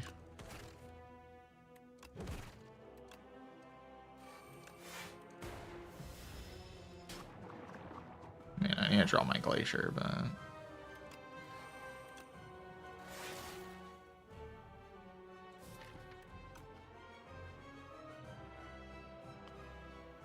I mean, I could Skull Block for fun here, I guess.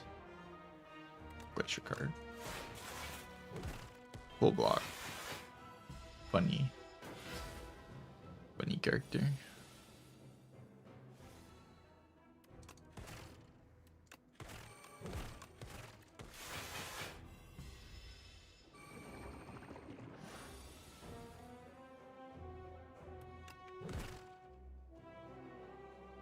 Like Hollow Hotfix. Or Hollow Focus Strike. Full block.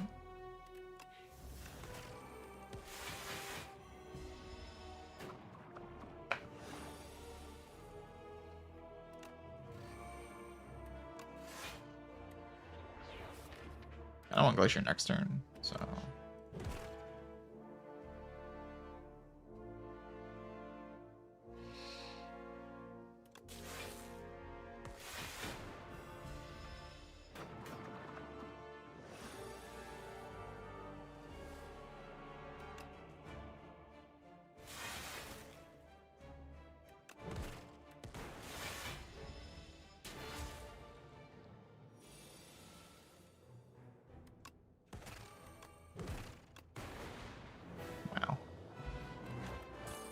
The Defect. Modded card. Funny card. Funny card.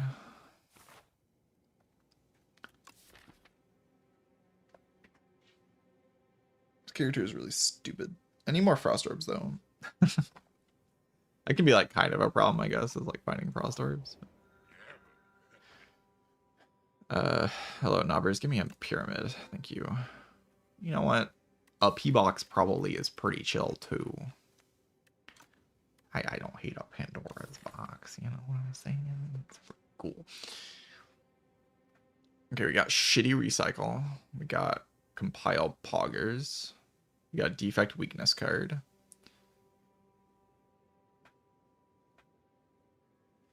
We have Tempest of the Holy Garbage. Echo Form is pretty good.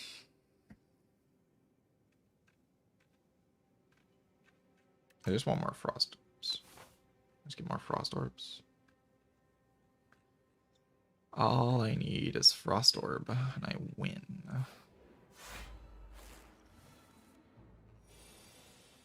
can play Echo Form. Why though? Take damage for fun. Take damage for fun. Okay, I've never been this desperate to kill something in my entire life. Don't even think about it.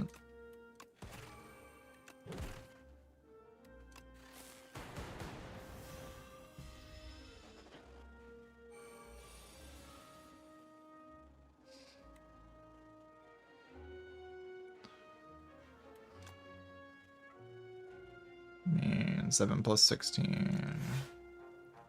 I could also just Hotfix. Like, Hotfix is pretty good.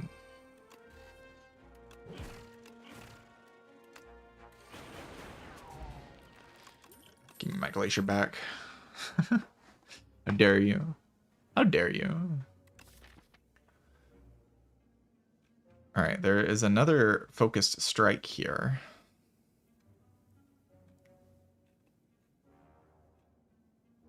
I mean, the card's just kind of broken. It does gain 1 focus on it. Add 2 enlightenment. No, I don't think I will. Very expensive remove. But I can remove Tempest.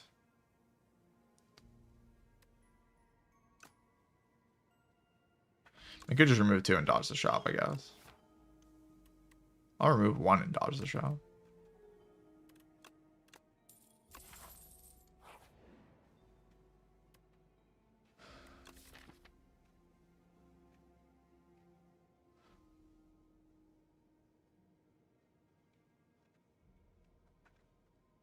I mean, transform 1 is not the craziest thing ever.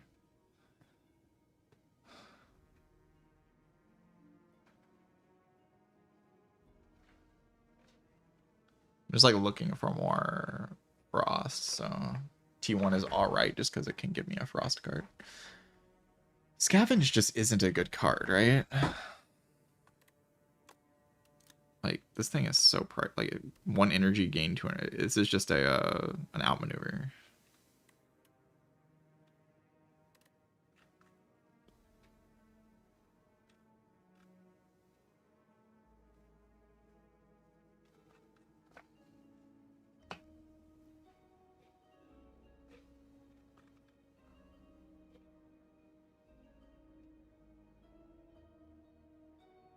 No, the Architect is not fightable yet, as far as I'm aware.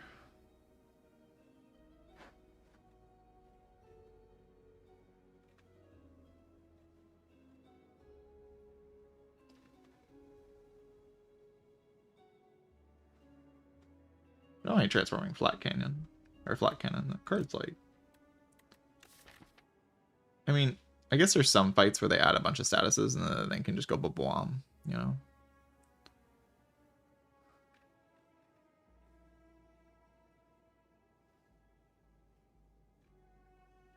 Which is kind of fun. I don't think it's particularly good, though.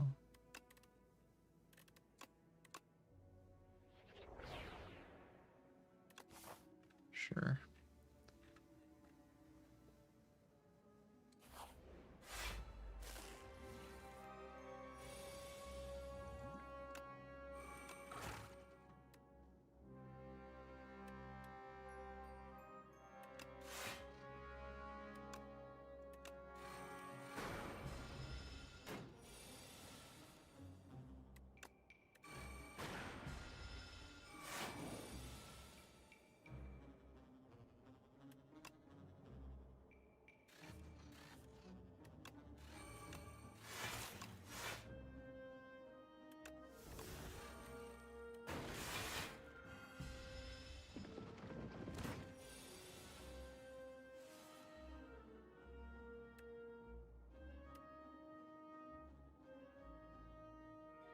I split it.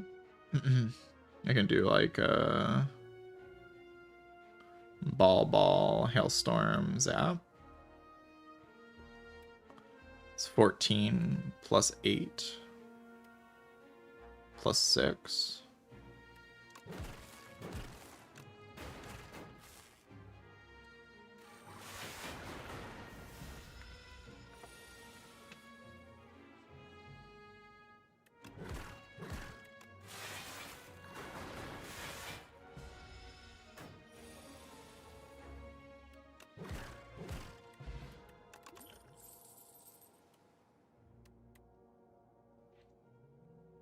Playing a random attack from my deck got a little bit better with the P-Box. Still just costs 2 energy. It's like too much energy.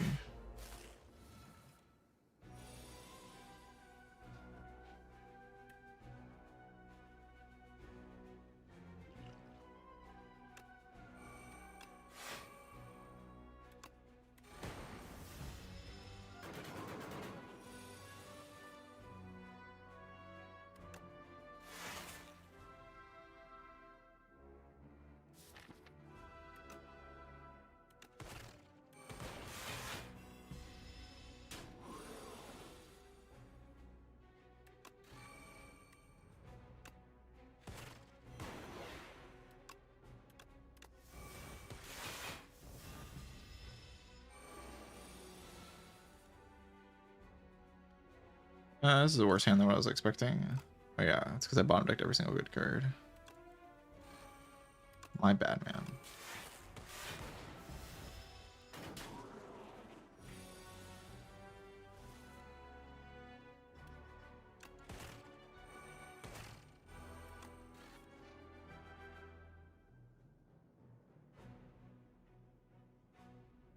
Do ball, throwing hatchet. I was like kill it next turn, probably.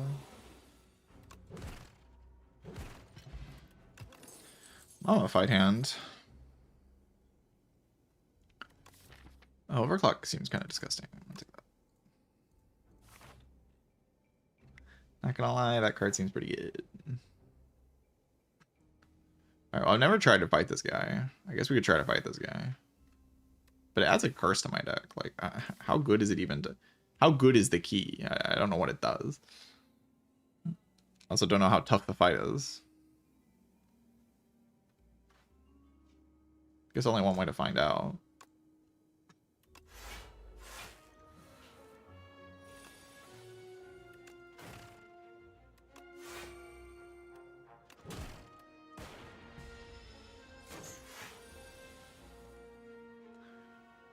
I should probably just play Echo Form, huh?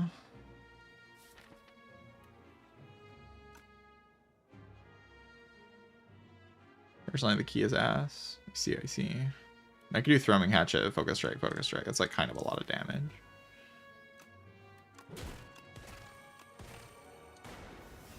That's approximately 1 trillion damage.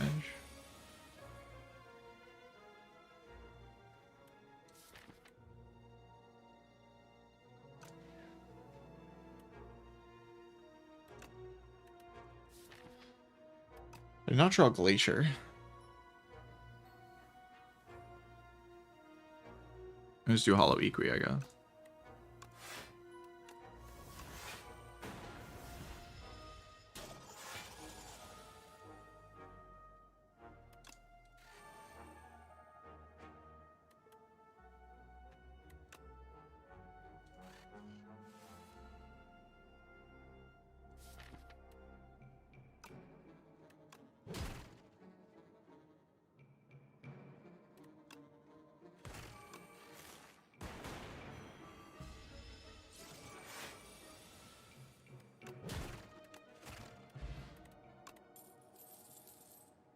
Guess I'll try it.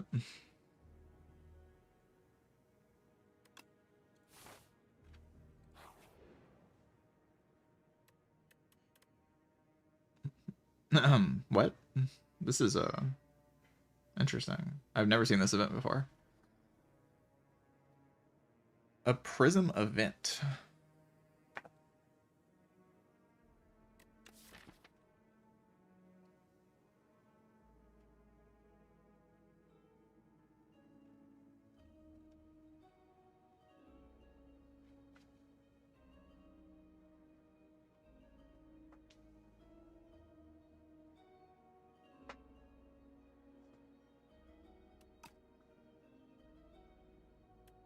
I don't think Regent cards are good to add.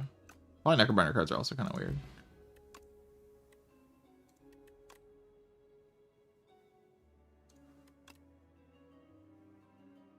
Offering card.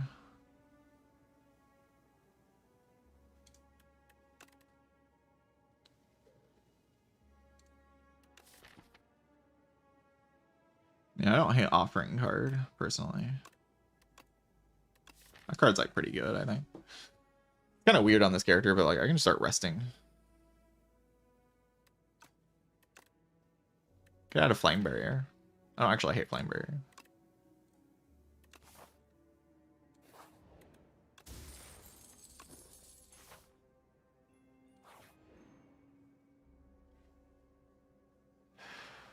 I don't think I can lose all that HP.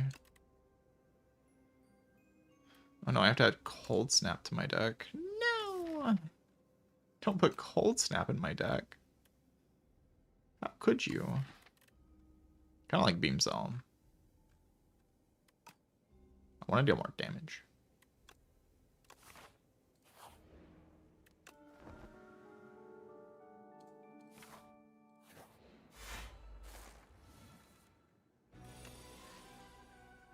Glacier card.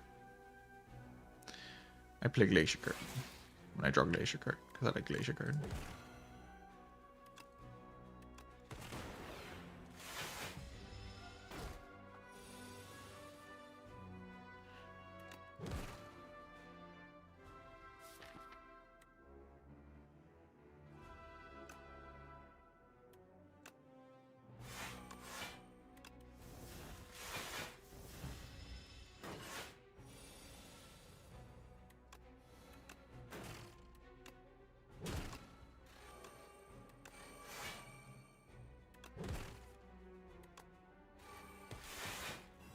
Oh, whoops, I actually took... I thought I was blocking this turn. My bad.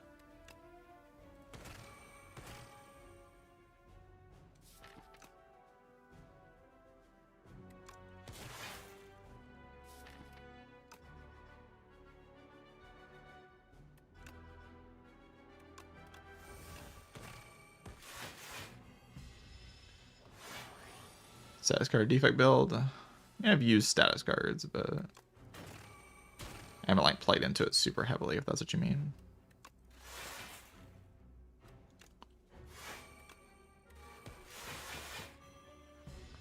$48. Big dark orb.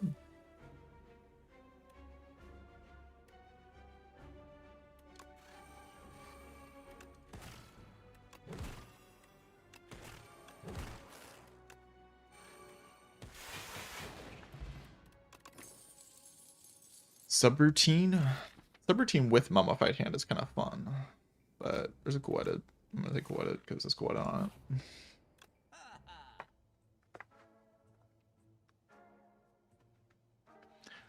Innate and Retain. I can bottle my Echo form. With Anchor. And Mummified Hand. Wait, it's a skill. Okay. A skill or attack. I can't do that. I can bottle Offering, though. Which is also pretty good. I also bought a modded.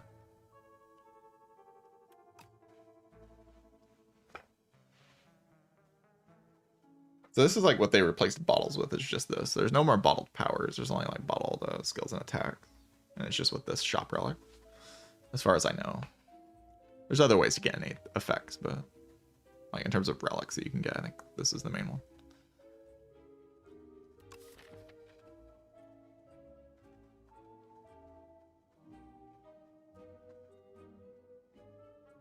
Losing 6 HP every single combat's not my favorite thing. If you like put Offering in your opening hand, you just like kind of start to do that. However, drawing 100 cards is pretty good.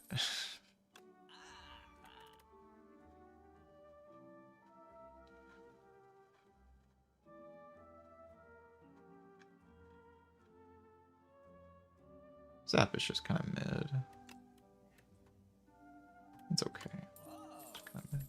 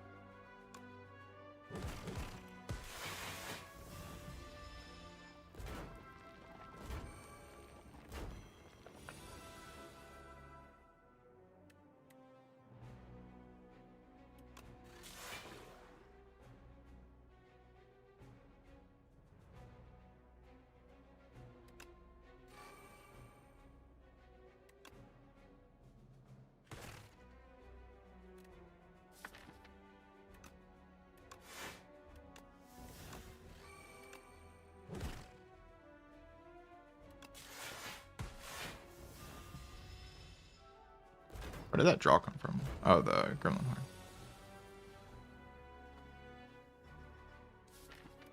I see.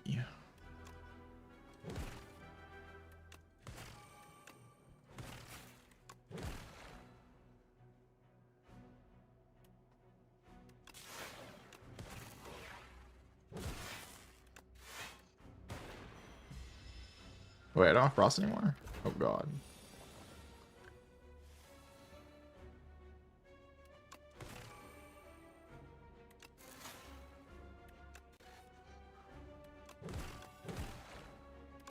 Bro, the numbers on this character's cards are just crazy. Like,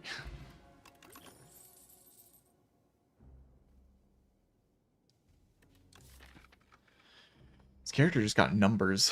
This character got numbers, chat.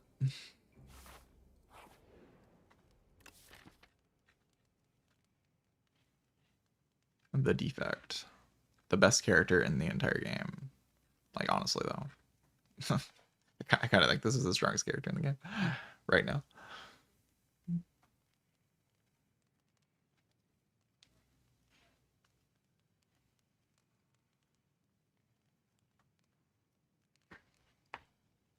Act 1 just feels the easiest on this character compared to the other one. And Act 1 feels like the main problem in this game overall.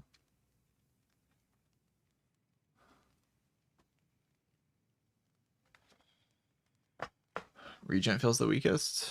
No. Regent feels completely fine. I mean, all the characters feel strong relative to what the game is asking you to do right now, I think.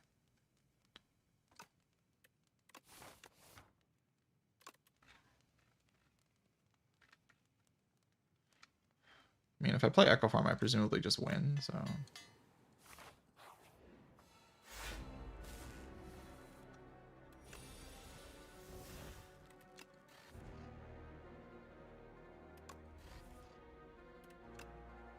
You see, I like this, because then I play Echo Farm on turn 1.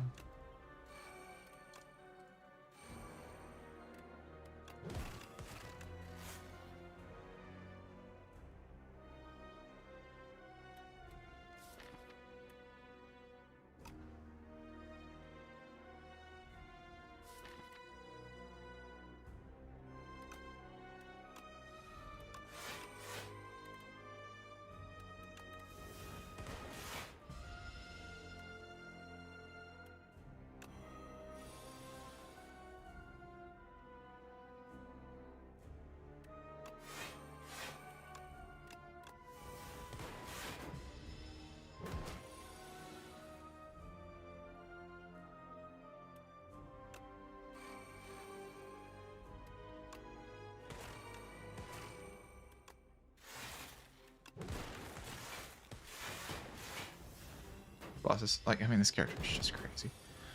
This character is crazy.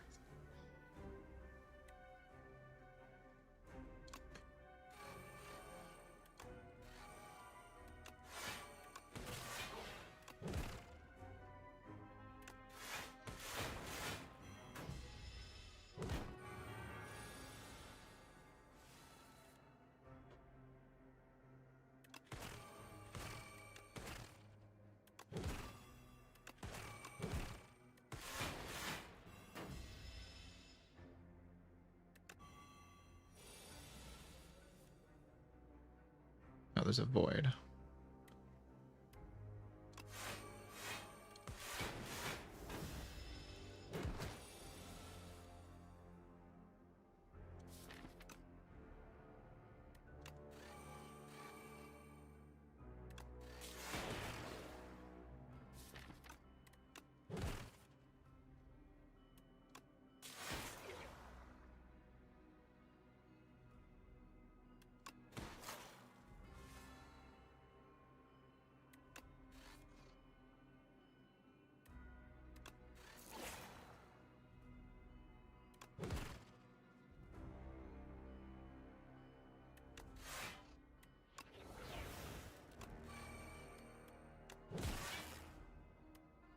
Feels very reasonable to me.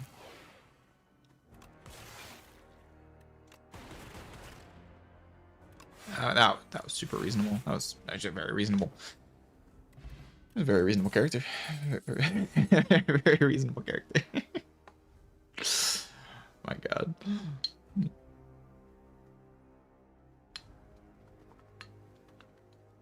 I mean, okay, this is a P-Box run, to be fair.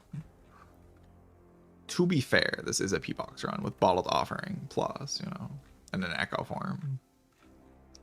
Not like I'm playing the biggest low roll of all time or anything. All right, Spinner I've liked a decent amount. I don't feel like I really care that much in this run, though, compared to Kai. Kai seems good. Oh, the demon guy. I can get apps. Wow, that's so cool.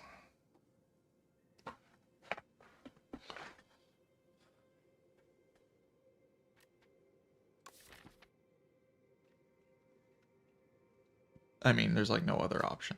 It's like apps or nothing, really.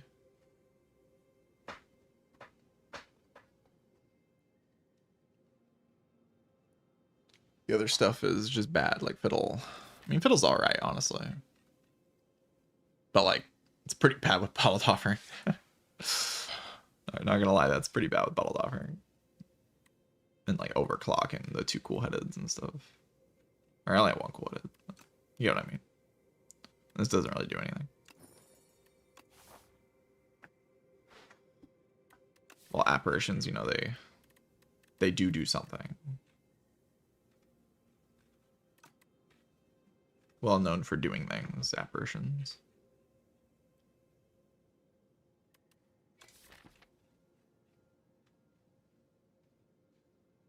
So, we get to find out what the key does. I have to go to a event. I'm guessing if I go to any event, like just walk into an event node, I'll just get the key. That's my assumption right now.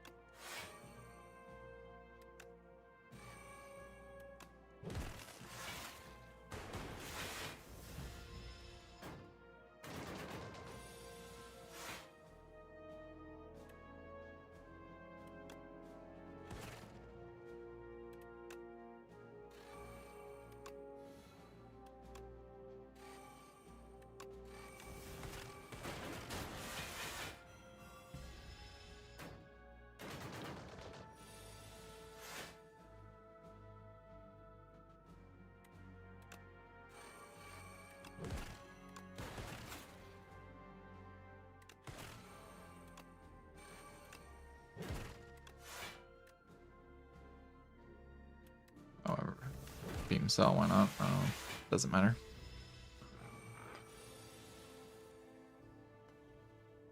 I'm just gonna do like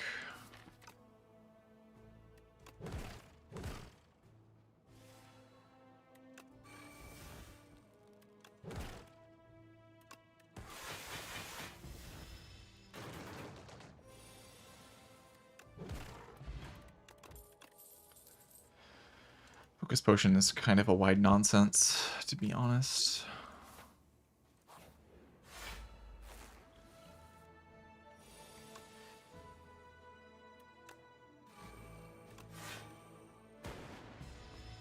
Yeah, I'd like to draw an app before I play the offering.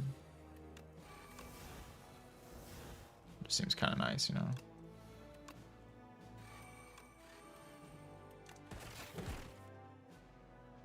Just play app.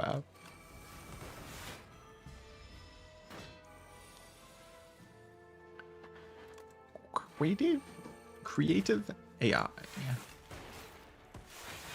Very creative right now.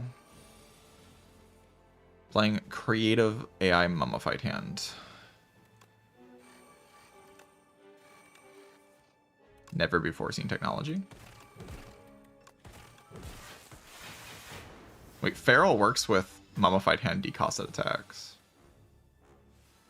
Worth noting.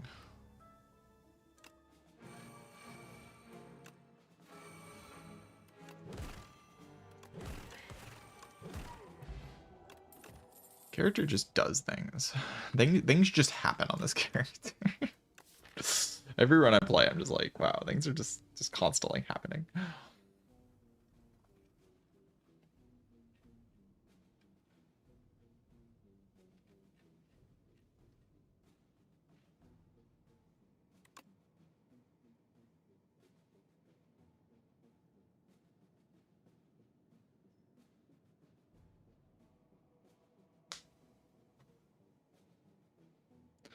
Could see another turbo being alright. I feel like Mummified Hand's kind of getting the job done, though.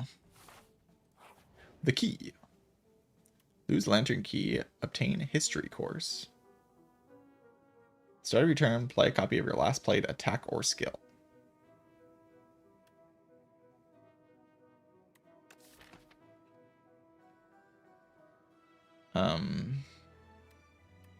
Well, ending my turn with Apparition might be okay.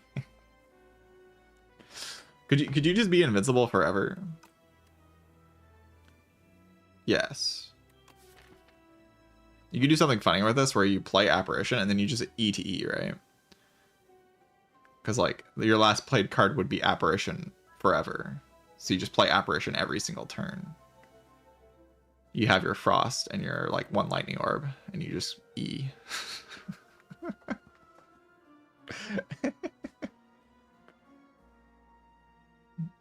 you just E and you app every turn. And nothing can ever hit you. You're just invincible. Or you can also just kill with Hailstorm. I mean, of course, we have to do this. This is fun. And powerful as well. It's kind of just a run winning, to be honest. This is like so strong, it's kind of just run winning.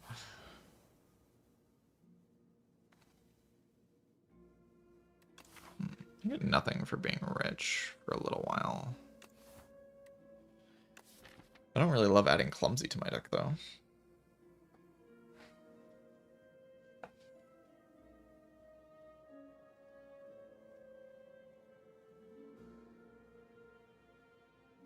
I mean, basically every fight is just find Apparition, play it, in my turn, I win. Right? That's every fight. Don't I just... Does that lose to anything in this game? I guess there's that one thing that adds like 5 burns. But you just have like a few Orb slots and a Cold Snap, but... Like, I think History Course, play Apparition beats almost anything in this entire game. If it works the way I think it does.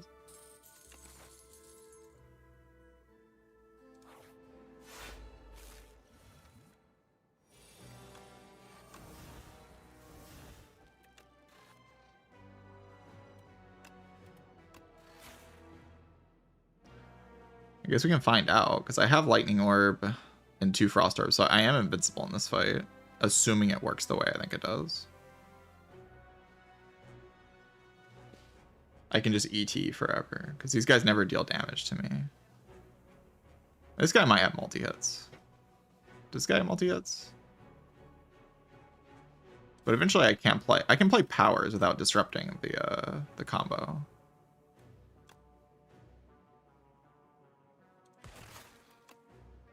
I mean, let's just see. I want to know if it works.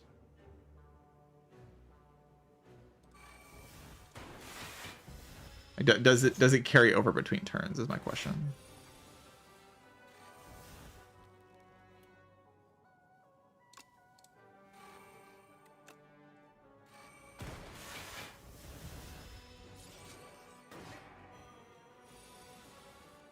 No, it doesn't. Okay, it's not quite that strong then. It's still good.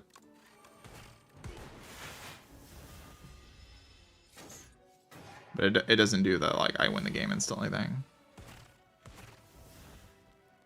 Oh, wait, that wastes my Echo Form, too.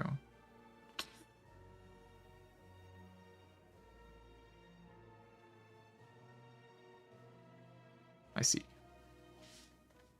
I understand. I understand that you suck.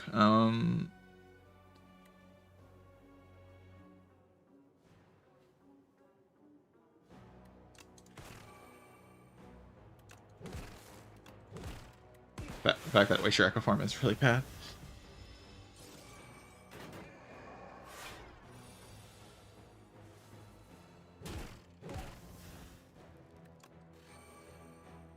I mean, you can't set it up, but like, am I dead? This guy's dealing 40 damage.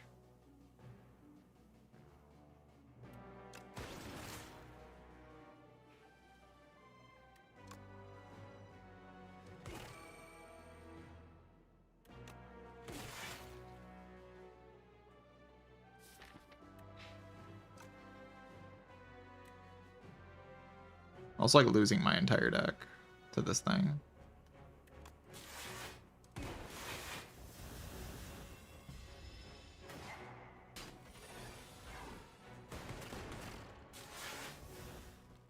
This sucks, man. To like die like this. What is it? I'm actually dying to the history cores. Like that is what I'm dying to.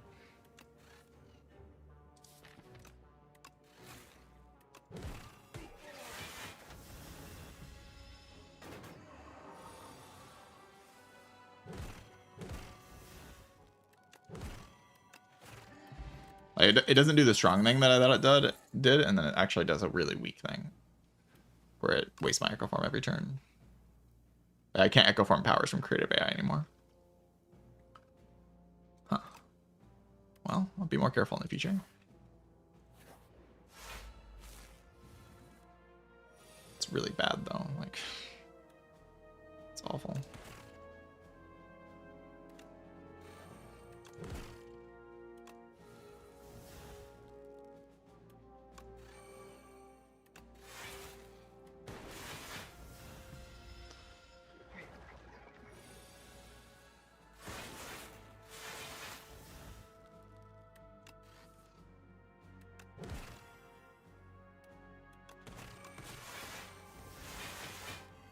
Okay, wasting it on apparitions, the Echo Form isn't bad, but like, it's not always what you do. The problem.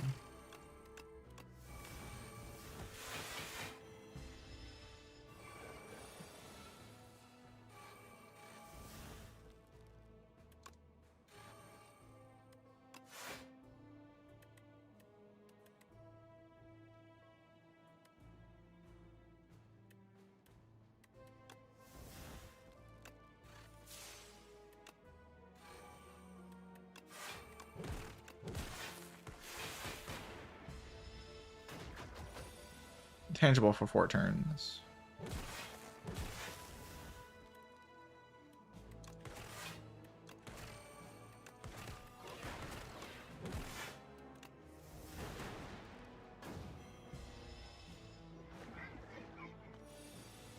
Like Gary Shotty.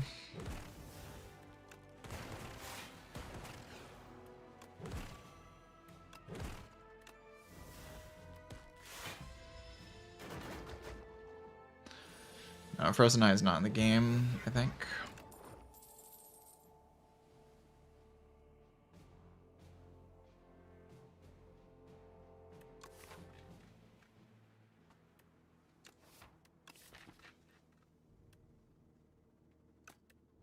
I was feeling so strong in this round. And then I picked up this thing. And now I'm just like falling over and dying, I guess.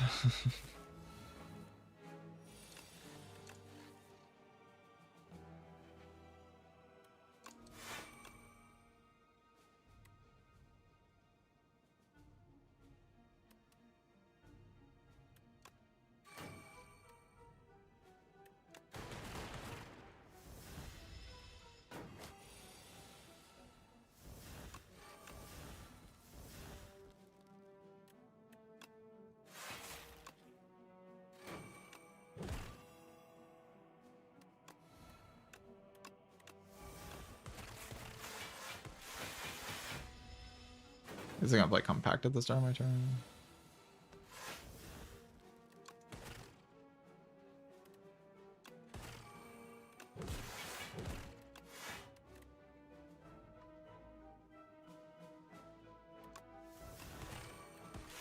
Lining up where it plays like hotfix or...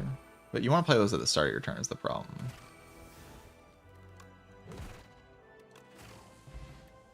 It's not that good to wait.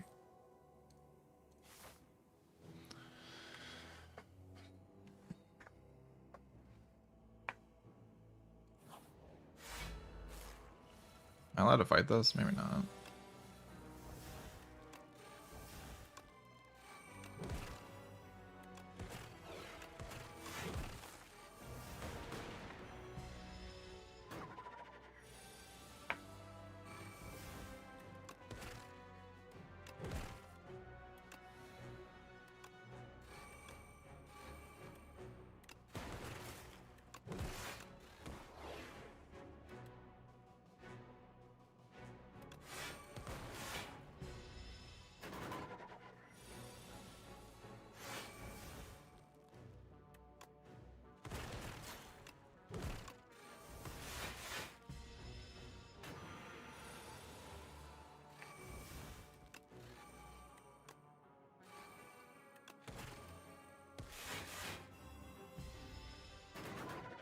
I kind of let you just be intangible forever, honestly. And then, like, once you get Echo Form in play, it's kind of annoying, but it's not even that bad.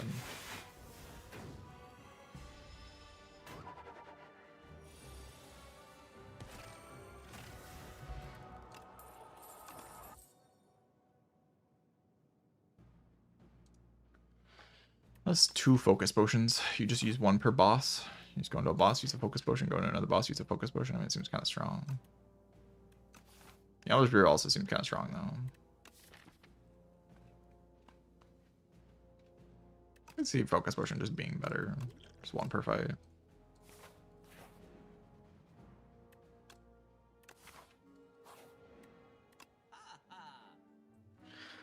Scrawl.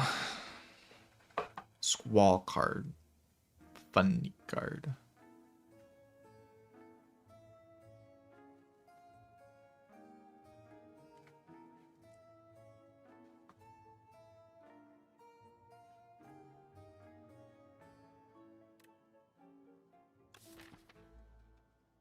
This is a pretty funny card.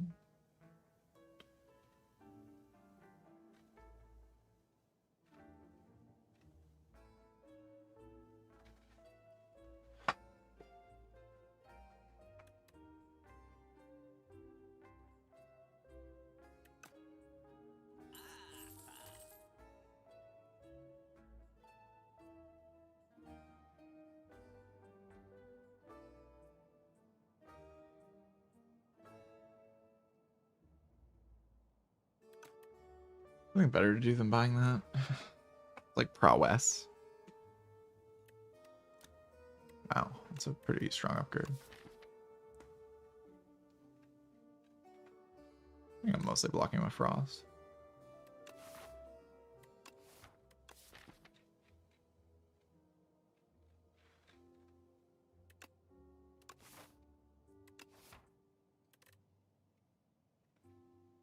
Maybe compact's not all that great. I think it's okay though.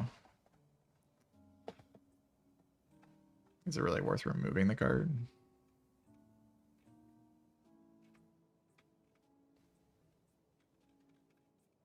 Maybe it is. I don't know. Maybe it's not. Maybe I just leave because I don't want to think about it.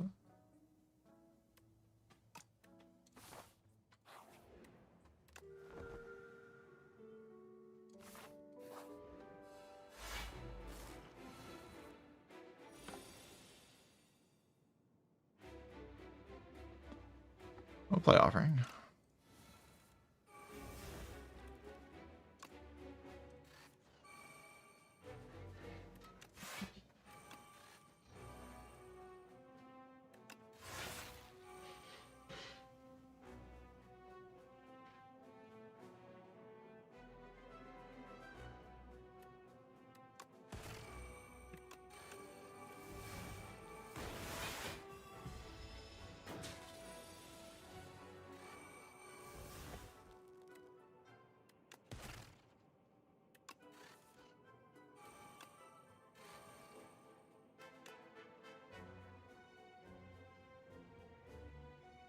All these cards honestly feel kind of good. I don't really want to play double scavenge at the beginning of my turn.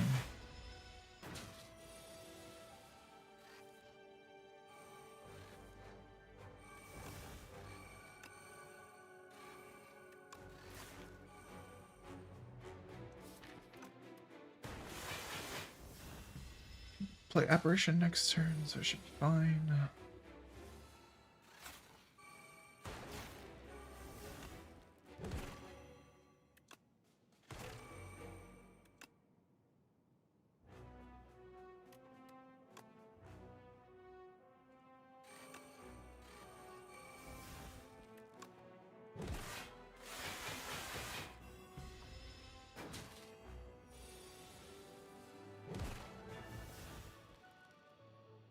I played Hatchet at the end.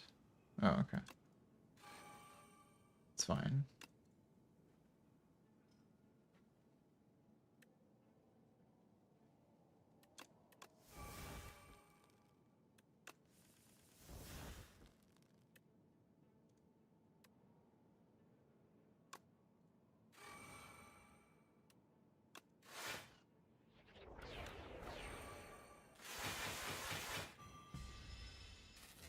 Next time I use my focus potion.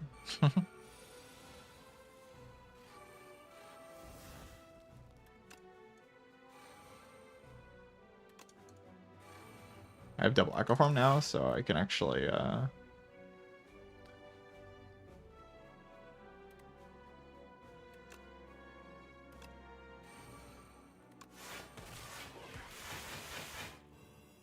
can do stuff with double echo form.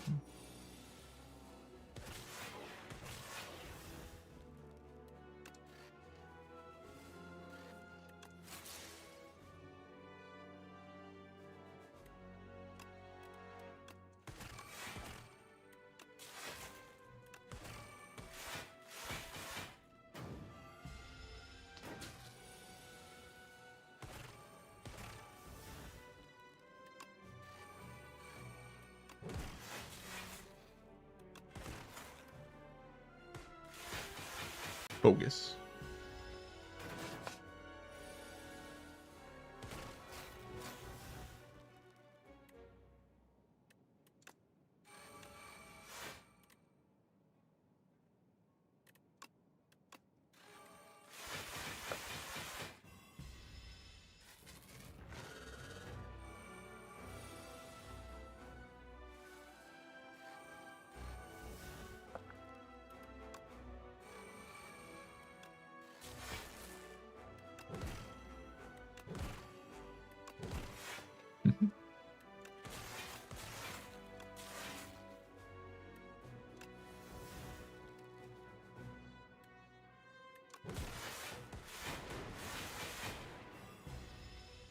Maybe they're gonna play 2 ball lightnings. I keep forgetting.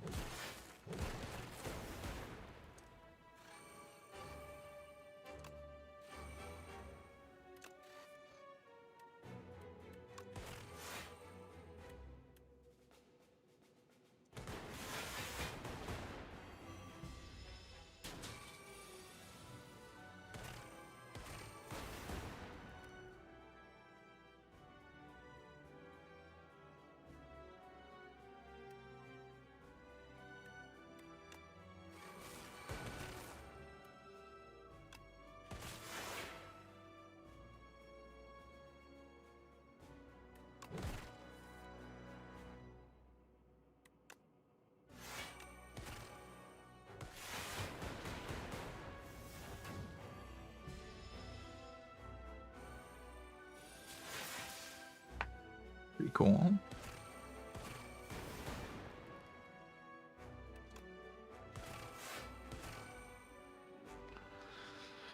Does double null just kill? It does 32 plus 22. I can't double null. I already did all my doublings. Probably just play Glacier.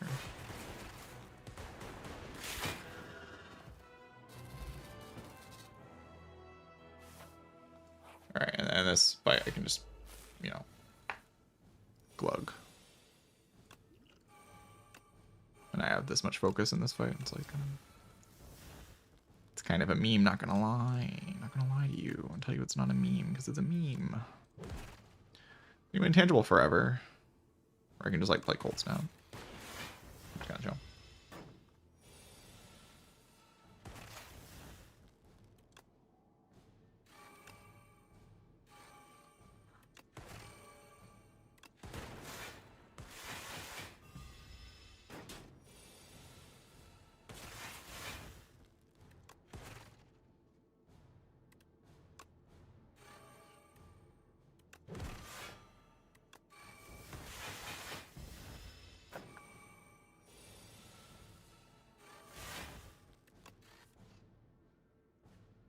Bro.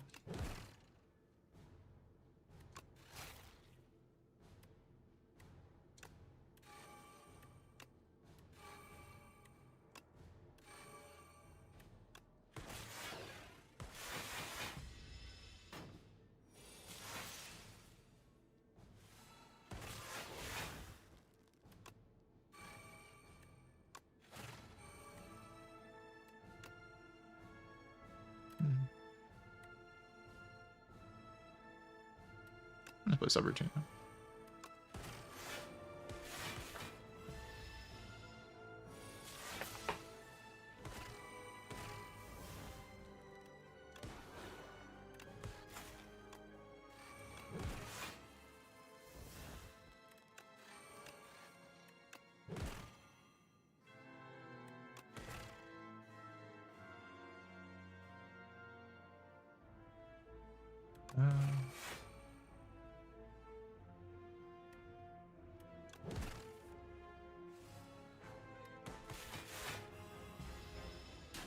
Guess I didn't full block.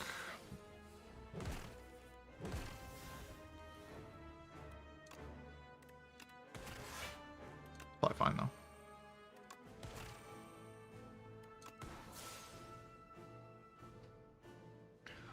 A glass orb. It's like almost dead, right?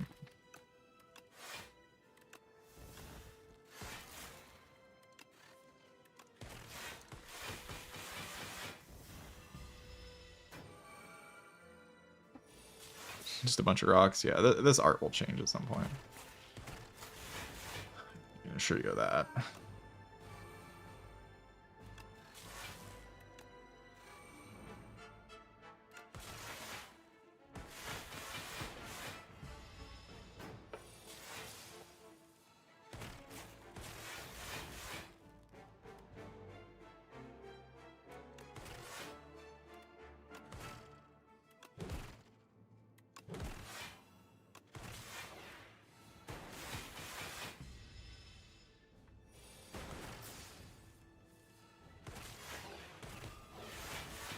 That's so weird. That plays before loop. Like you play the card and then the loop proc. It's like very awkward ordering. Okay, that was I mean a defect run. Defect is insane in this game. No way to get rid of bias debuff? Yes, as far as I'm aware, there's no like artifact or any way to get rid of bias debuff. But focus is much stronger in this game than it was in Spire 1. Like, focus is insane in this game. You thought focus was good in Spire 1, focus is even better here.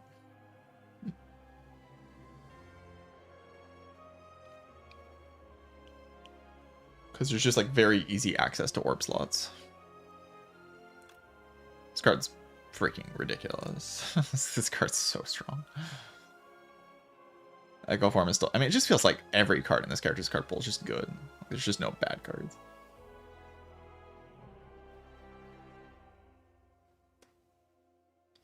I'm answering questions kind of slowly, probably from your perspective, because... Oh, yeah. I'm still... yeah, from my perspective, I'm still in the boss fight. Huh.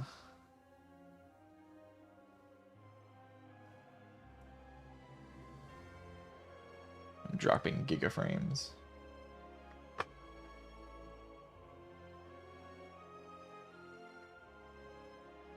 YouTube's not dropping any frames, though.